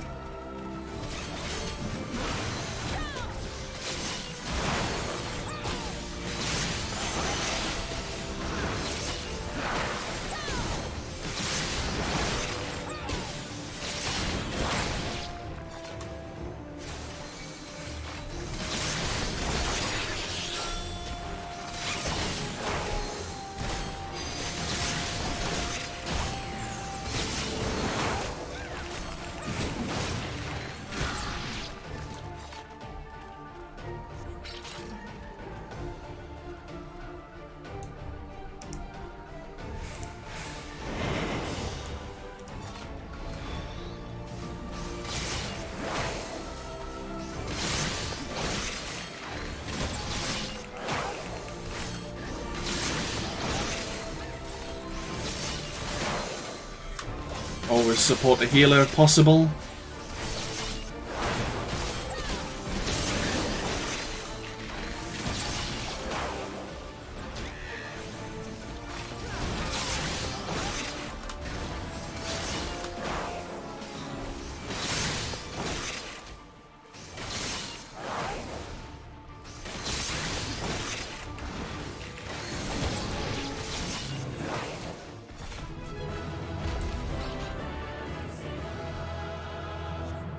Happy days.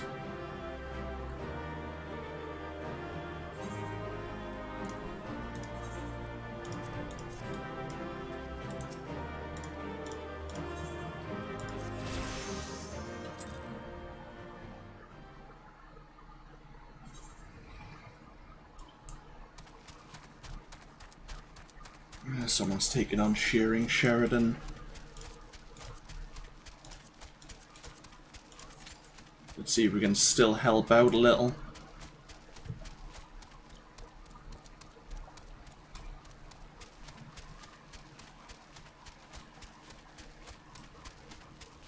Average raid time 13 minutes. Bloody hell.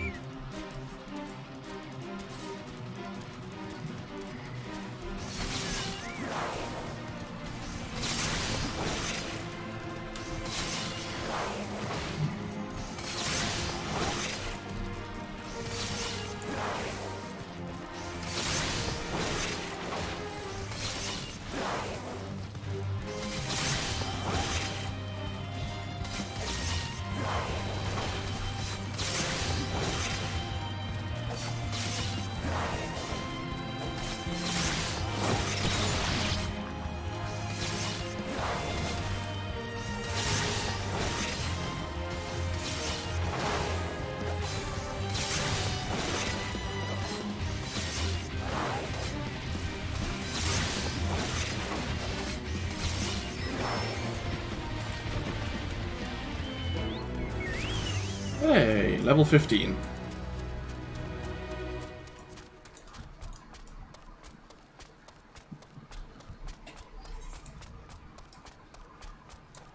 So we would learn Throwing Dagger, but I guess that it will be a quest-given skill. Same with Mug, it seems. Okay, so be it. Meanwhile, this farmer would, like some assistance somehow.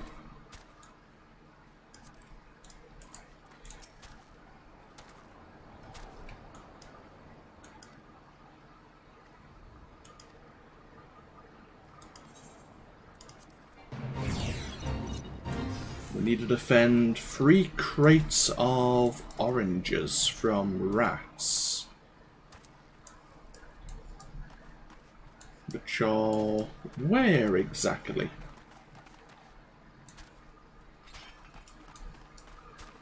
Ah.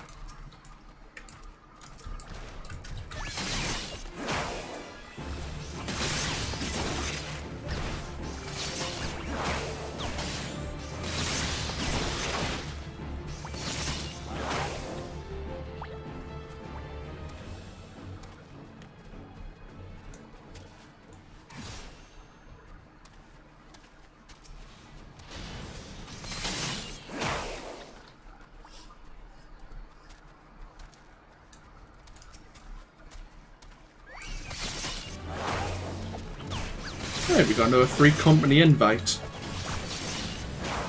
from Sliders. Wow, that's big. 508 members, and they do pretty much everything, seemingly.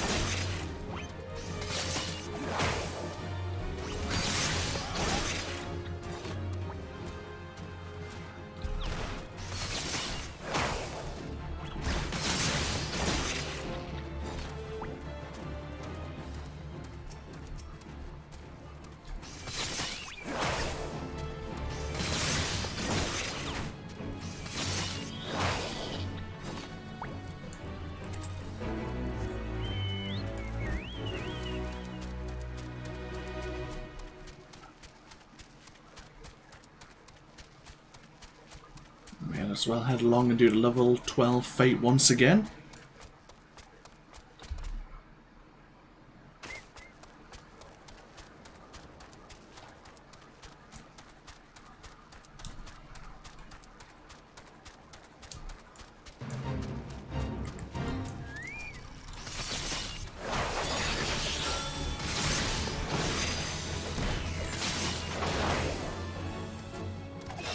Yeah, so weapon cast and weapon recast time is slowed down.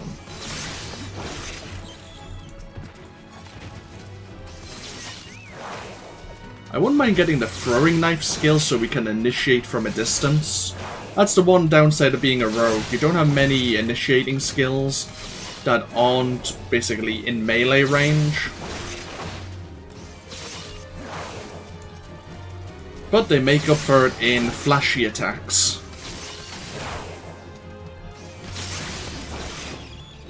I do keep forgetting that we have this assassination skill though.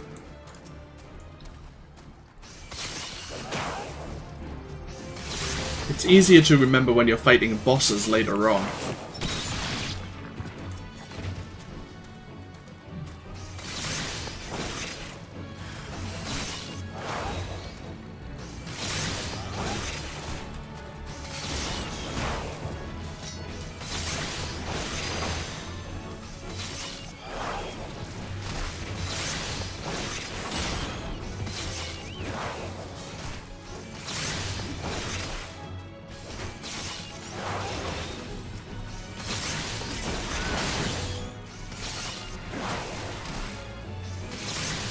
Dark Harlequin and Ragnar Deathbringer assisting us.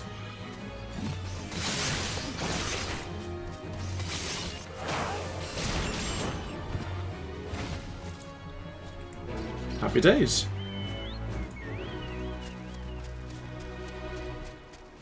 May as well head south and helping crying over spilled salt.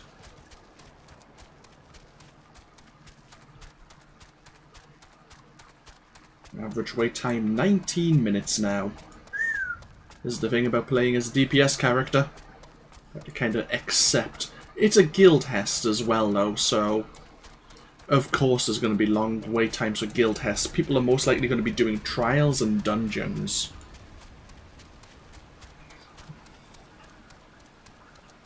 Unless they're doing the daily.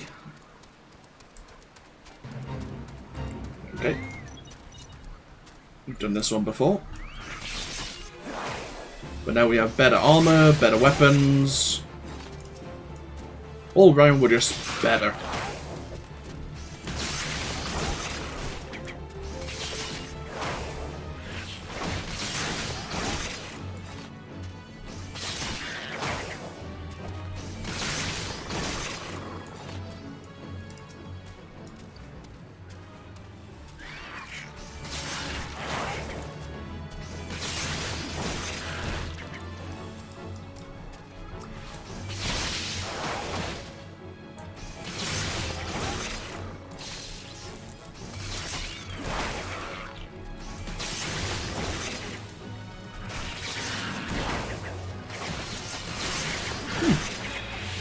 We have another rogue with us here. Hey, level 16. We learned a new skill, or a new roll skill, leg sweep.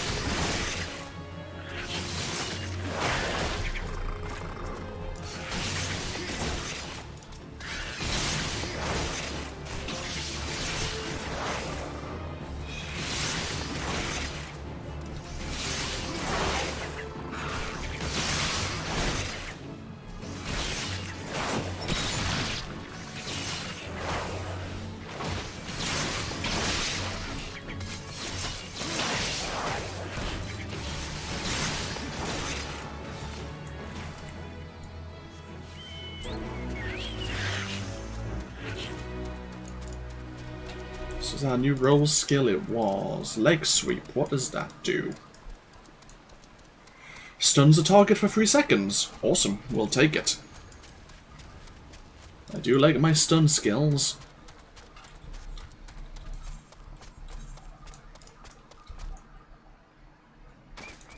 We have a level 14 fate over here we may as well participate in.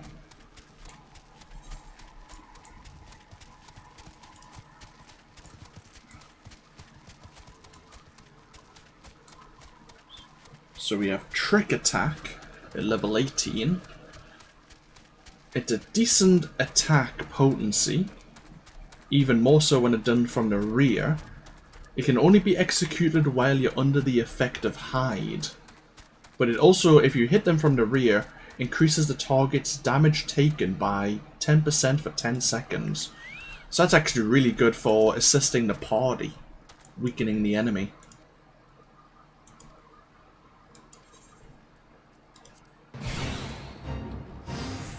The Storm Soldiers stationed at Du Nouvelle checkpoint are short a few men and require volunteers to aid them with their regular training exercises. So they're doing a mock Imperial assault.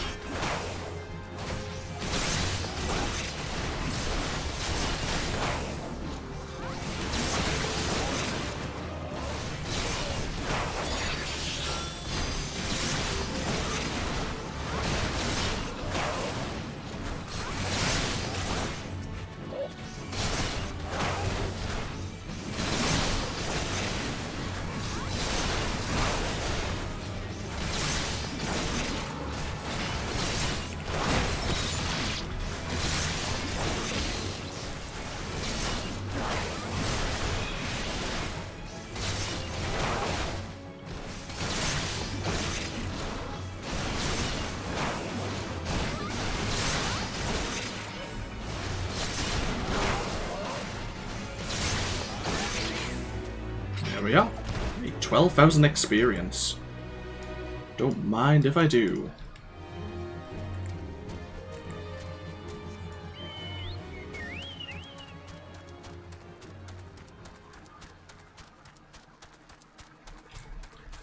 Speaking of, with us being level 15 now, we can actually do the enemy strongholds and Hero in the Half Shell guild tests as well.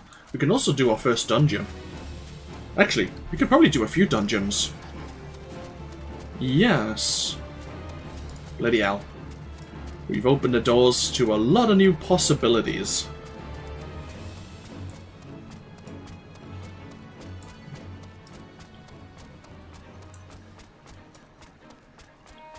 Oh well, we've waited 13 minutes now for this next guild test anyway.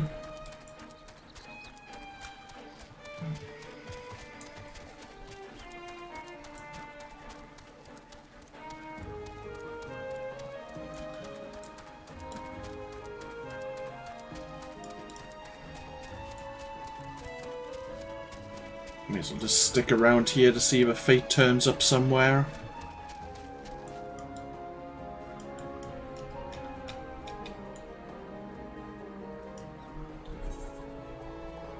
We have a load of things to sell.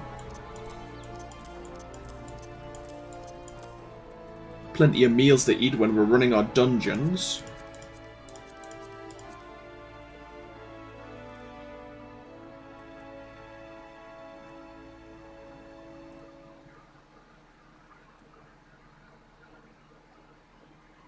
We can change our appearance in the main menu. We can awaken ourselves to be a new man or woman. Grants you a single opportunity to edit your appearance in a character creation screen. I don't think you can change gender or race. Then again, actually no, I think you might be able to change your race as well. I think it's gender you can't change. I might be wrong though, I've never tried it before. I've always played with a female avatar.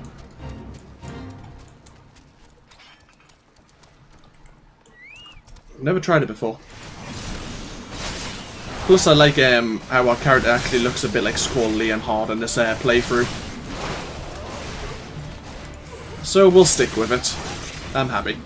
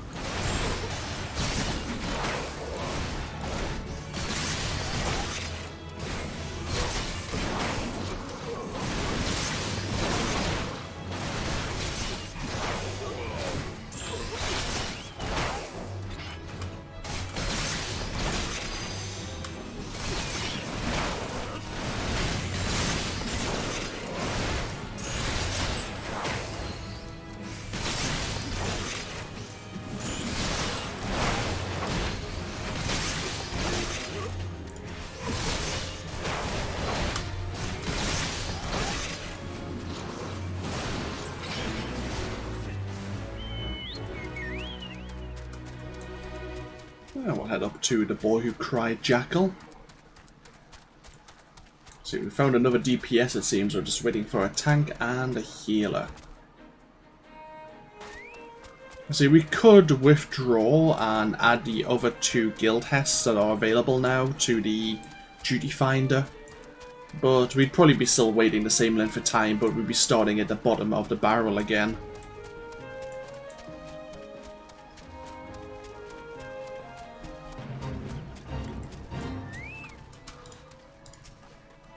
A young porter thought it would be clever to fool his companions into believing that they were being stalked by a pack of jackals, so while others were off hunting the beast he could slip off and frolic with a local milkmaid. The only problem being jackals truly were stalking him, and now he's in a bit of a pickle.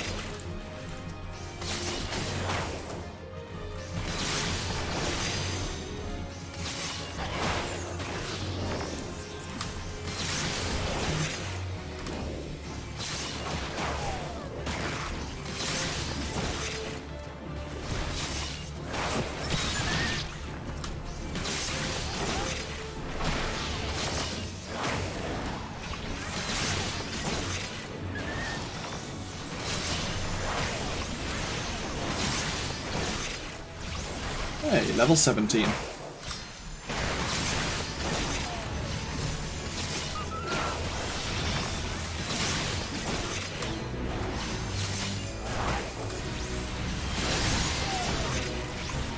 Oh!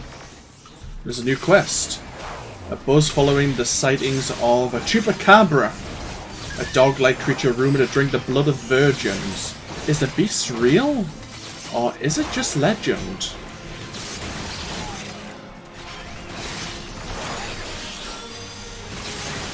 It's a giant jackal.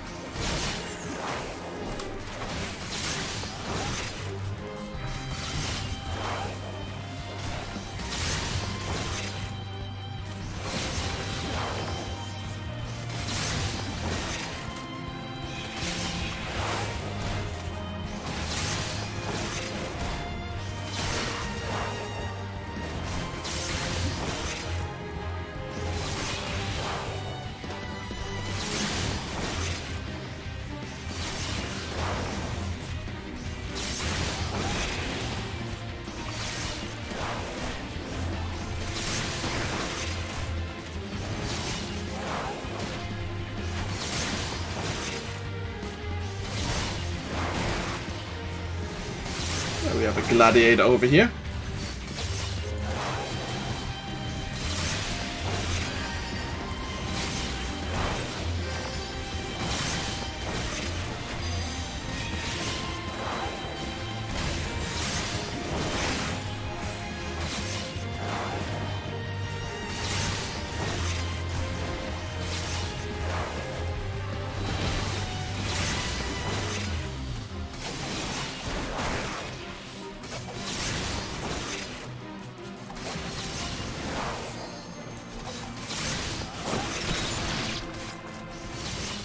Did you find a pop while we're fighting this guy?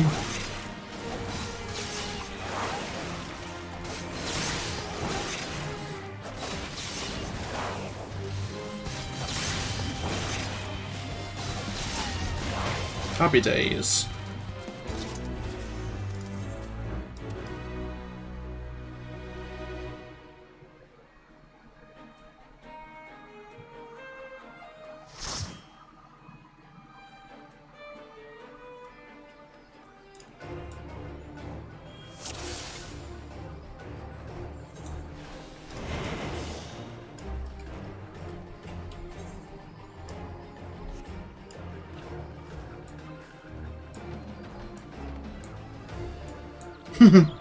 We have a ninja in the party.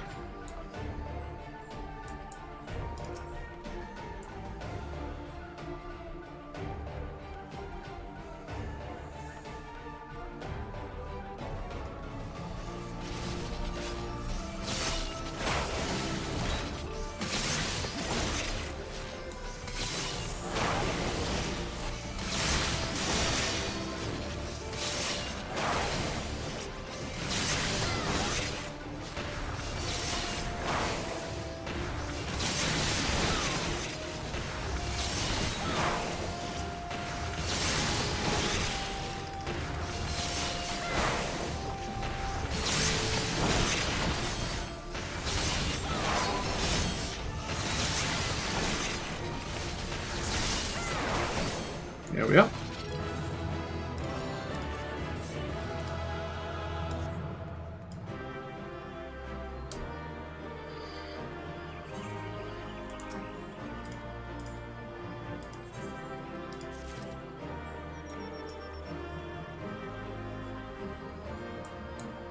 Awesome.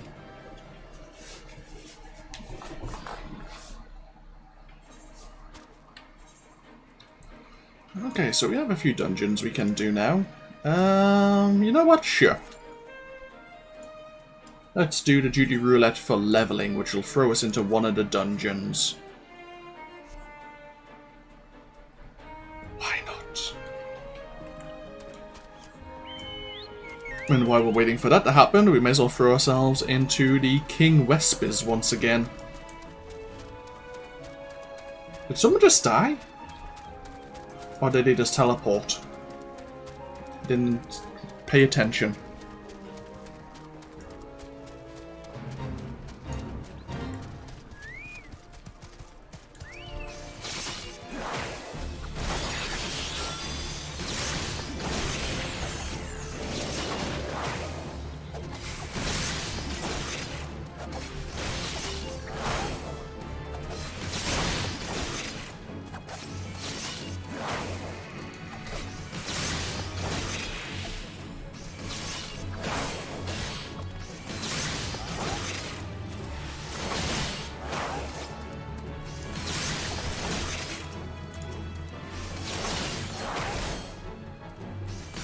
We're now level 18, so we have Trick Attack, which we will probably make use of if possible, combined with Hide.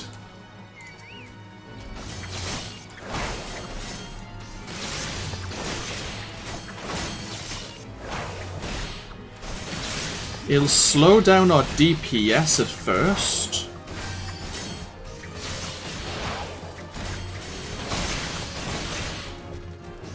Because if we say we're fighting a boss, we could start, like, the other people could initiate, we could go into Hide and hit them with Trick Attack from behind, and then we can start our normal attacks. It helps in two ways though, because it helps the tank start to gain aggro early, and also it helps all the DPS start gaining like damage.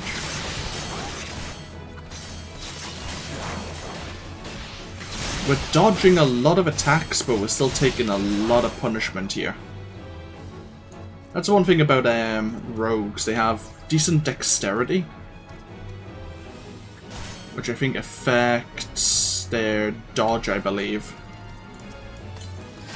Either way, okay.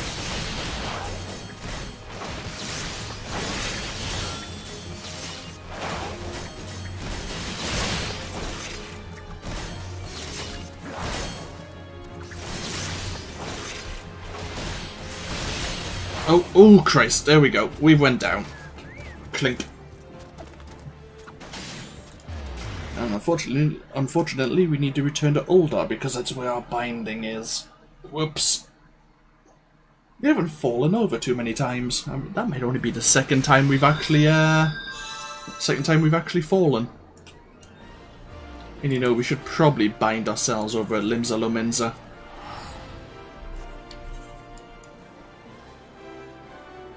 So let's go do that. Since we're doing the rogue crests over there.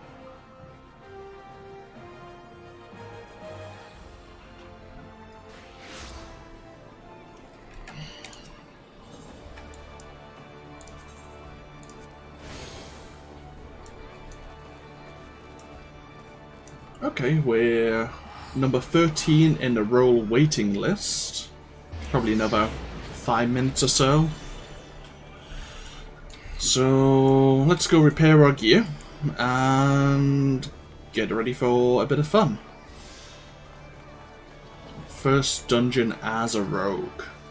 I mean, we are missing some of our skills, which would be nice, but should be alright.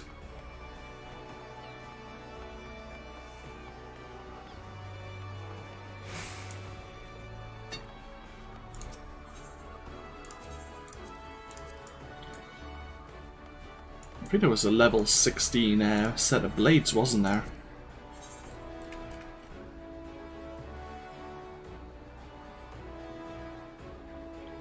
Level 15. Yeah, okay. We'll take them.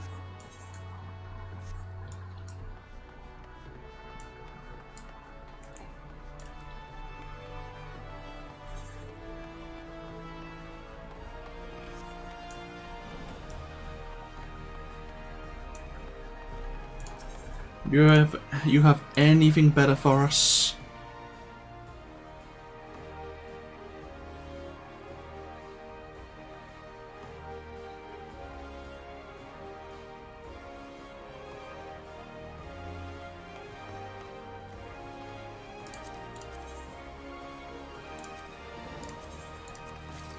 That is better.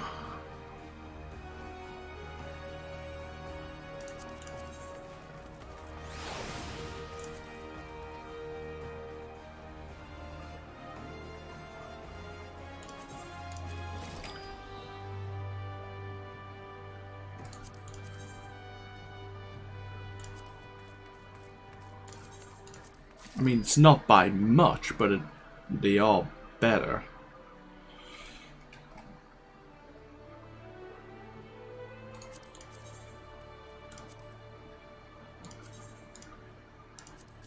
Like, does 1 point of dexterity matter? Not so much in the long run, but nice all the same.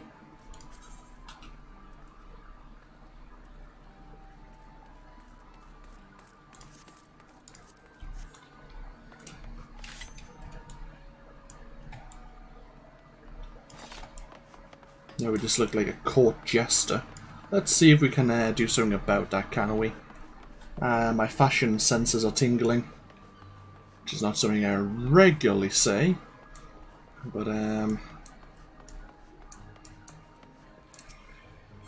what do you have for us?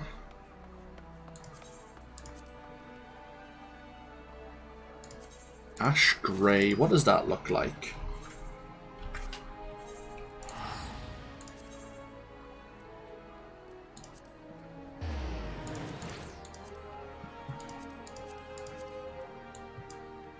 At the moment, our armor is something horrible. Yeah, it's currently blood red. Ash grey.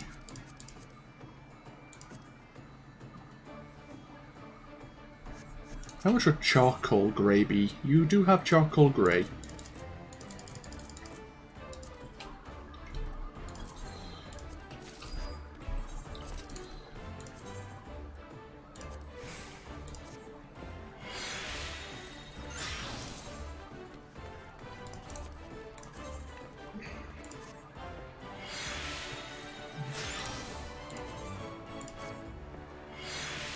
Doesn't matter, we're going to be changing this armor in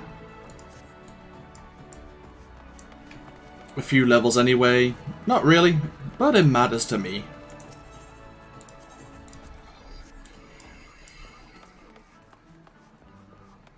Okay, role waiting list number 3. Awesome. And we'll just hide this meal over here.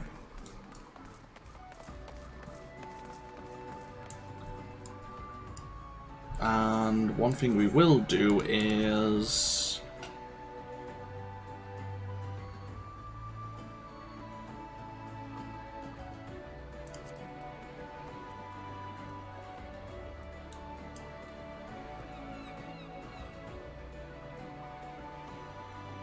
trying to think of what would be easier,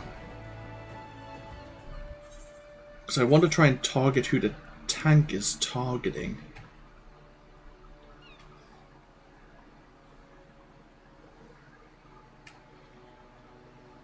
So,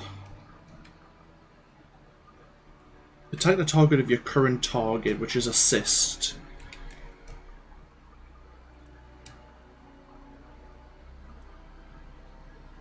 That's a problem.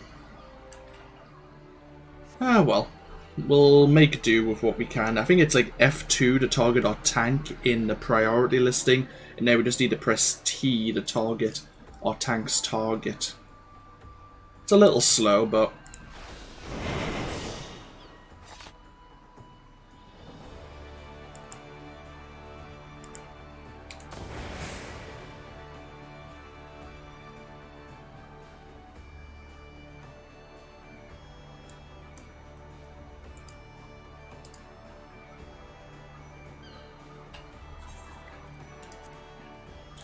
level 20 we'll learn diversion, which reduces our threat generation for 30 seconds.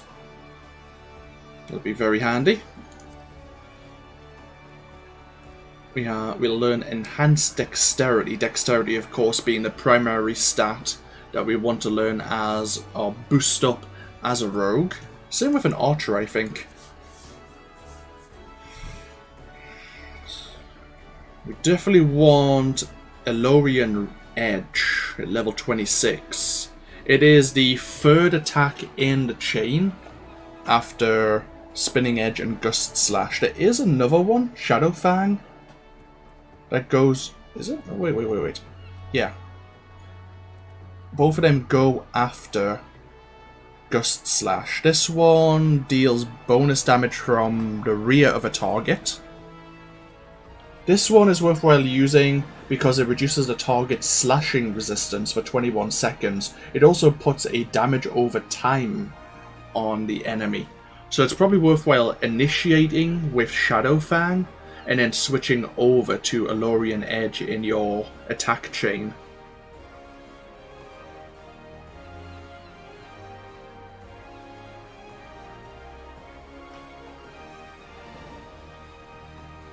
Jugulate. Can silence the enemy for 1 second. Death Blossom, which is your, like, AoE knife throw, but it's directly on top of you, like on your position. Let's see, what else do we have here? Goad is actually really good. Refreshes the technique points of a single party member. It's really good to use on a tank, because later on the tanks could be using skills to draw a lot of attention, and they'll be draining their technique points. So you using gold on them, they'll love you forever. Well, until they need it next and you forget to cast it.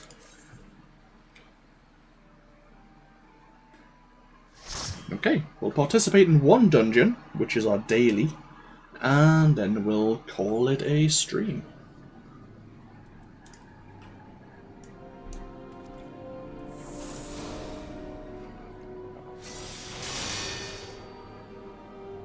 I think it's our tank's first time here.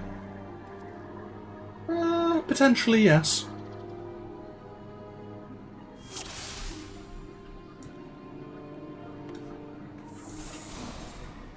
We have a level 70 healer. Level 70 white mage in the party. Awesome.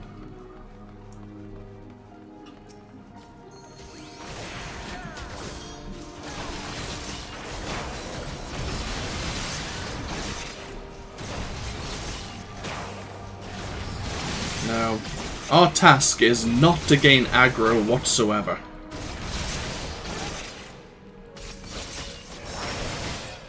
Whoa! Hi. Why did you...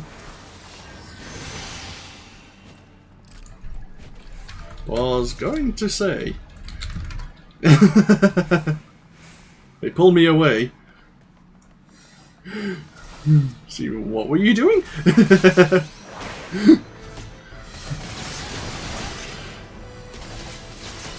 I guess that's a skill to pull people out of danger.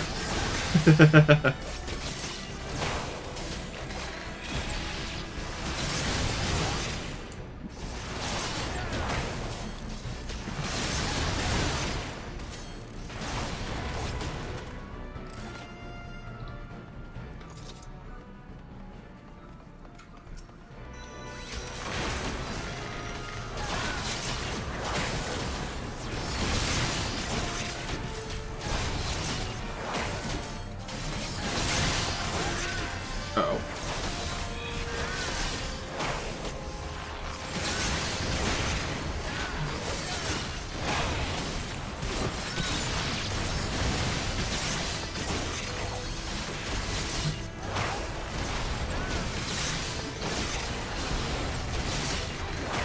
Our tanks, like, focusing on a single target. They are flashing, but they're focused on one,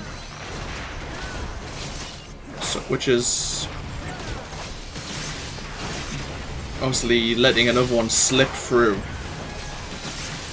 But they may be new to tanking, so it's not a problem. So obviously something for them to improve on.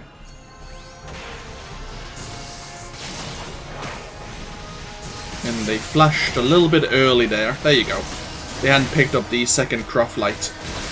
Am I sounding a little too teachy? It's probably because I've been playing as a tank for so long.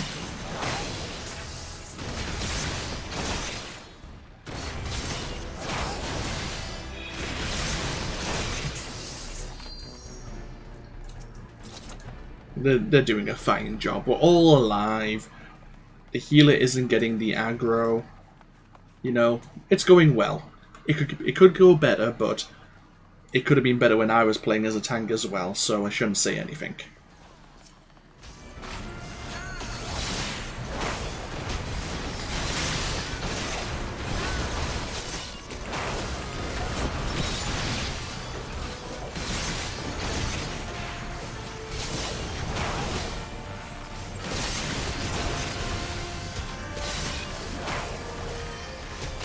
Yeah, this is a lot more relaxing.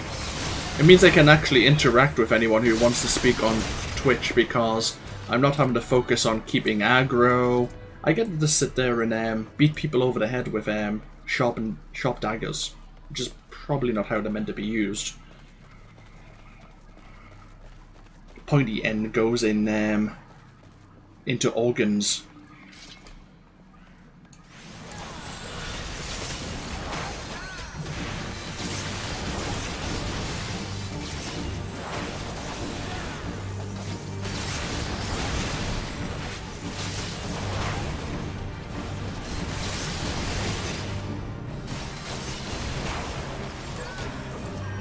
Oh, Christ.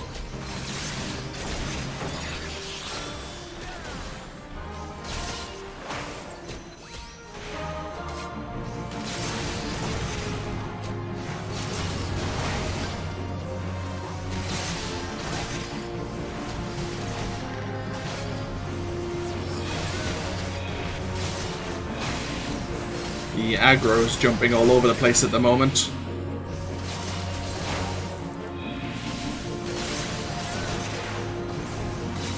There you go. Tank's got it back.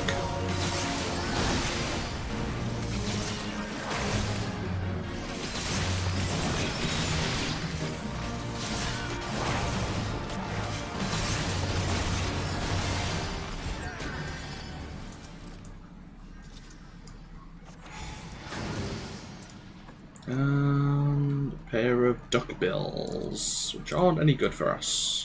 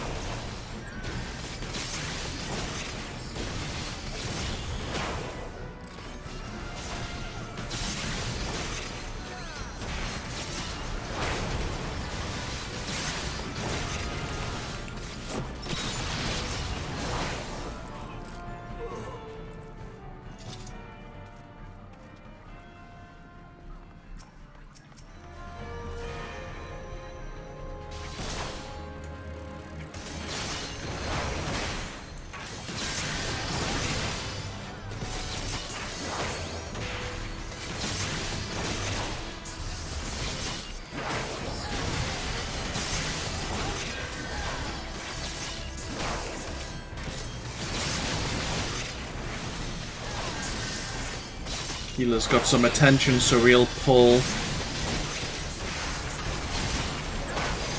that off.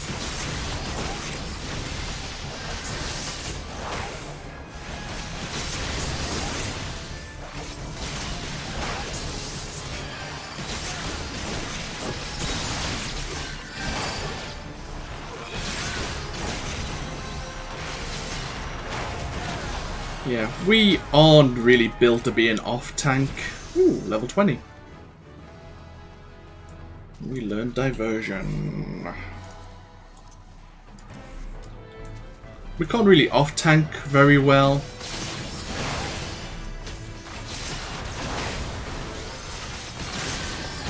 Just due to our low armor compared to how we were. But if the healer's in trouble, we kind of just have to do it.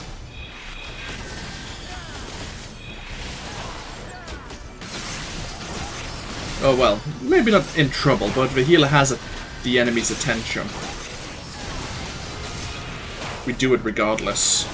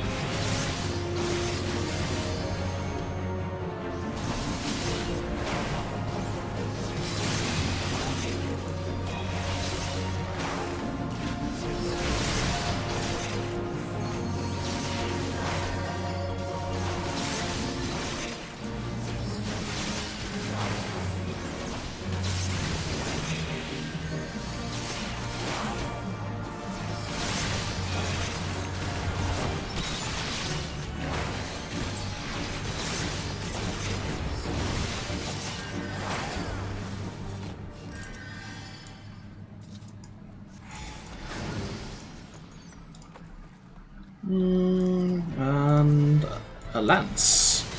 Not for us.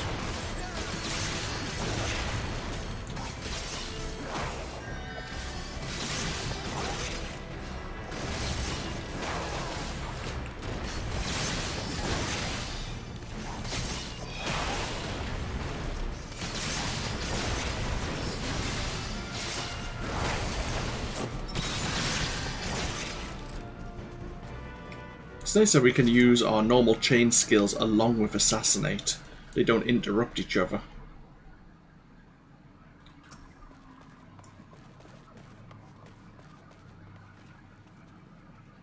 The bard is very eager.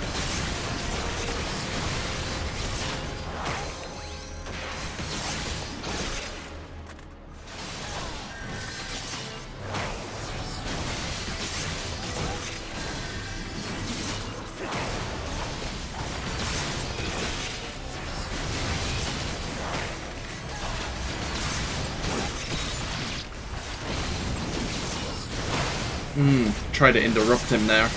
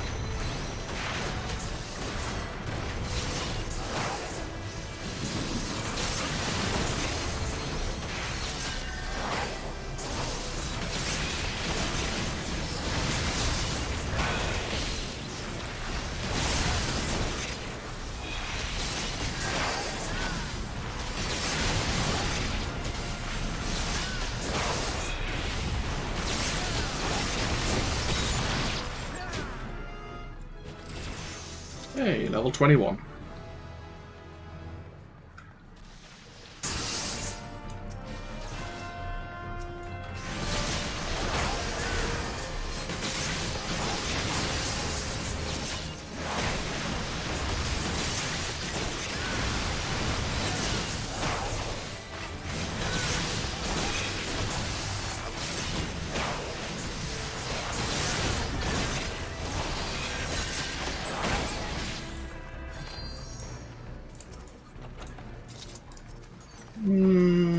That would be better. I'll greed for it though. If I don't get it. Oh. Wait, what? Didn't I pass 40? Oh, I rolled greed on it. Whoops. I thought I'd passed on it. My bad.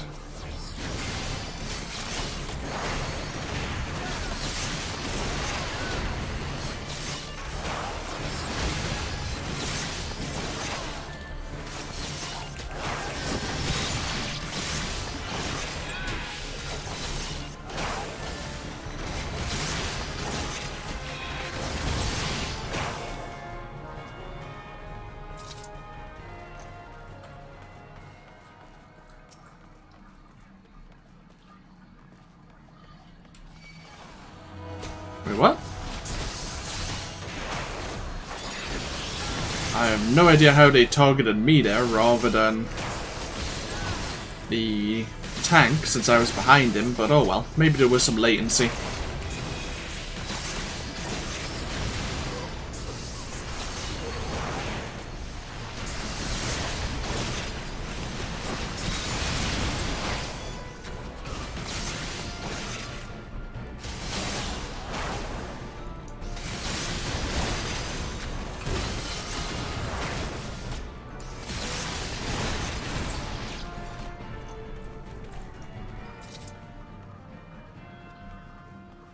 Okay, last major pull, and then we just have a mini boss fight, then the boss fight.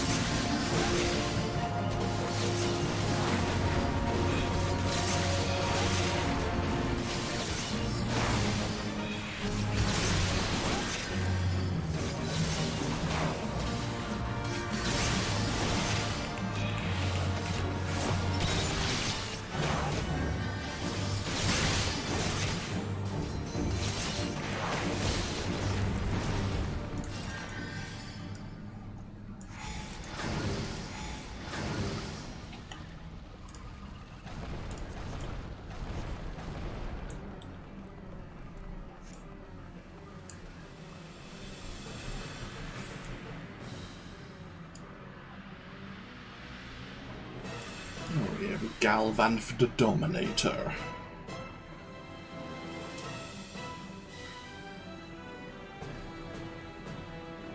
Oh, stretch.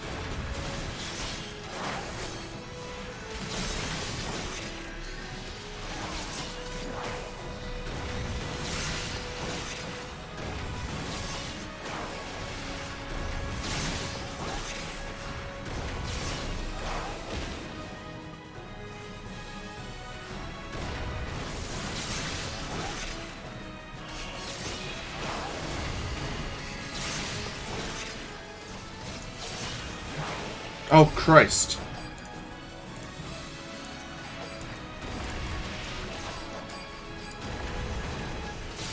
Didn't realize we didn't have limit break on our menu, on our bar.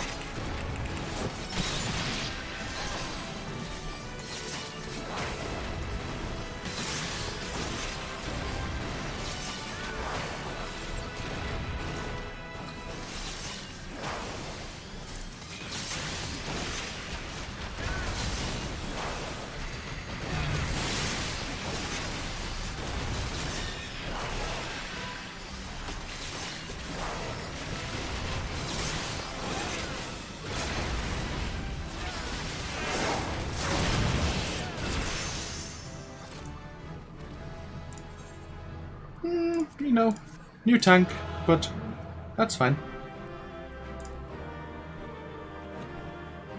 Hey, we gained 3 levels there.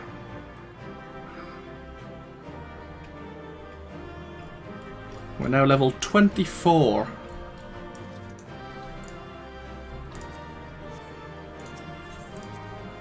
We gained 2 player commendations for that. Awesome. Holy hell, we gained 3 levels just from the final boss. I'll take it.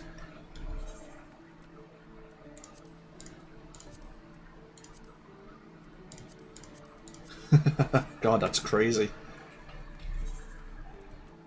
So we learned Invigorate.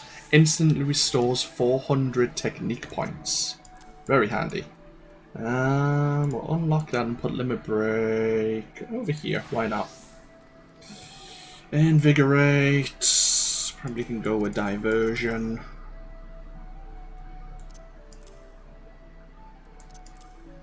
Second Wind is a healing skill. It might be important to use.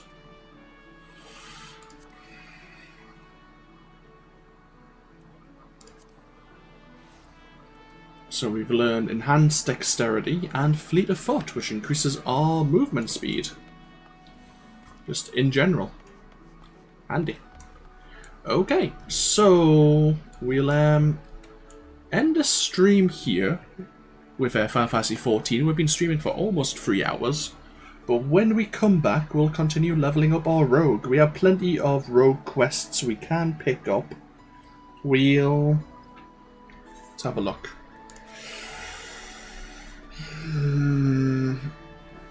I don't mind not having Throwing Dagger and Mug for a while. So we'll probably get to level 30 at least, and then we'll go back and do all of the rogue missions. Level 10 to level 30, because why not? If we've leveled up so quickly just from one dungeon, 1 or 2 more dungeons will get us to that point. But yeah, thank you for anyone who has been watching on Twitch, and I'll get this exported to YouTube for anyone who missed the stream. So feel free to comment below if you are watching this on YouTube. And as I say, when we come back, we'll get ourselves level 30, we'll do our rogue quests, and we're just going to get our rogue up to the same kind of point that we've got our paladin, and we'll go from there. But, as I say, thank you very much for watching, and I'll probably see you, hopefully, for more tomorrow, as I have the day off, so no doubt I'll put some hours into streaming this or another game. Until then, no, bye-bye now.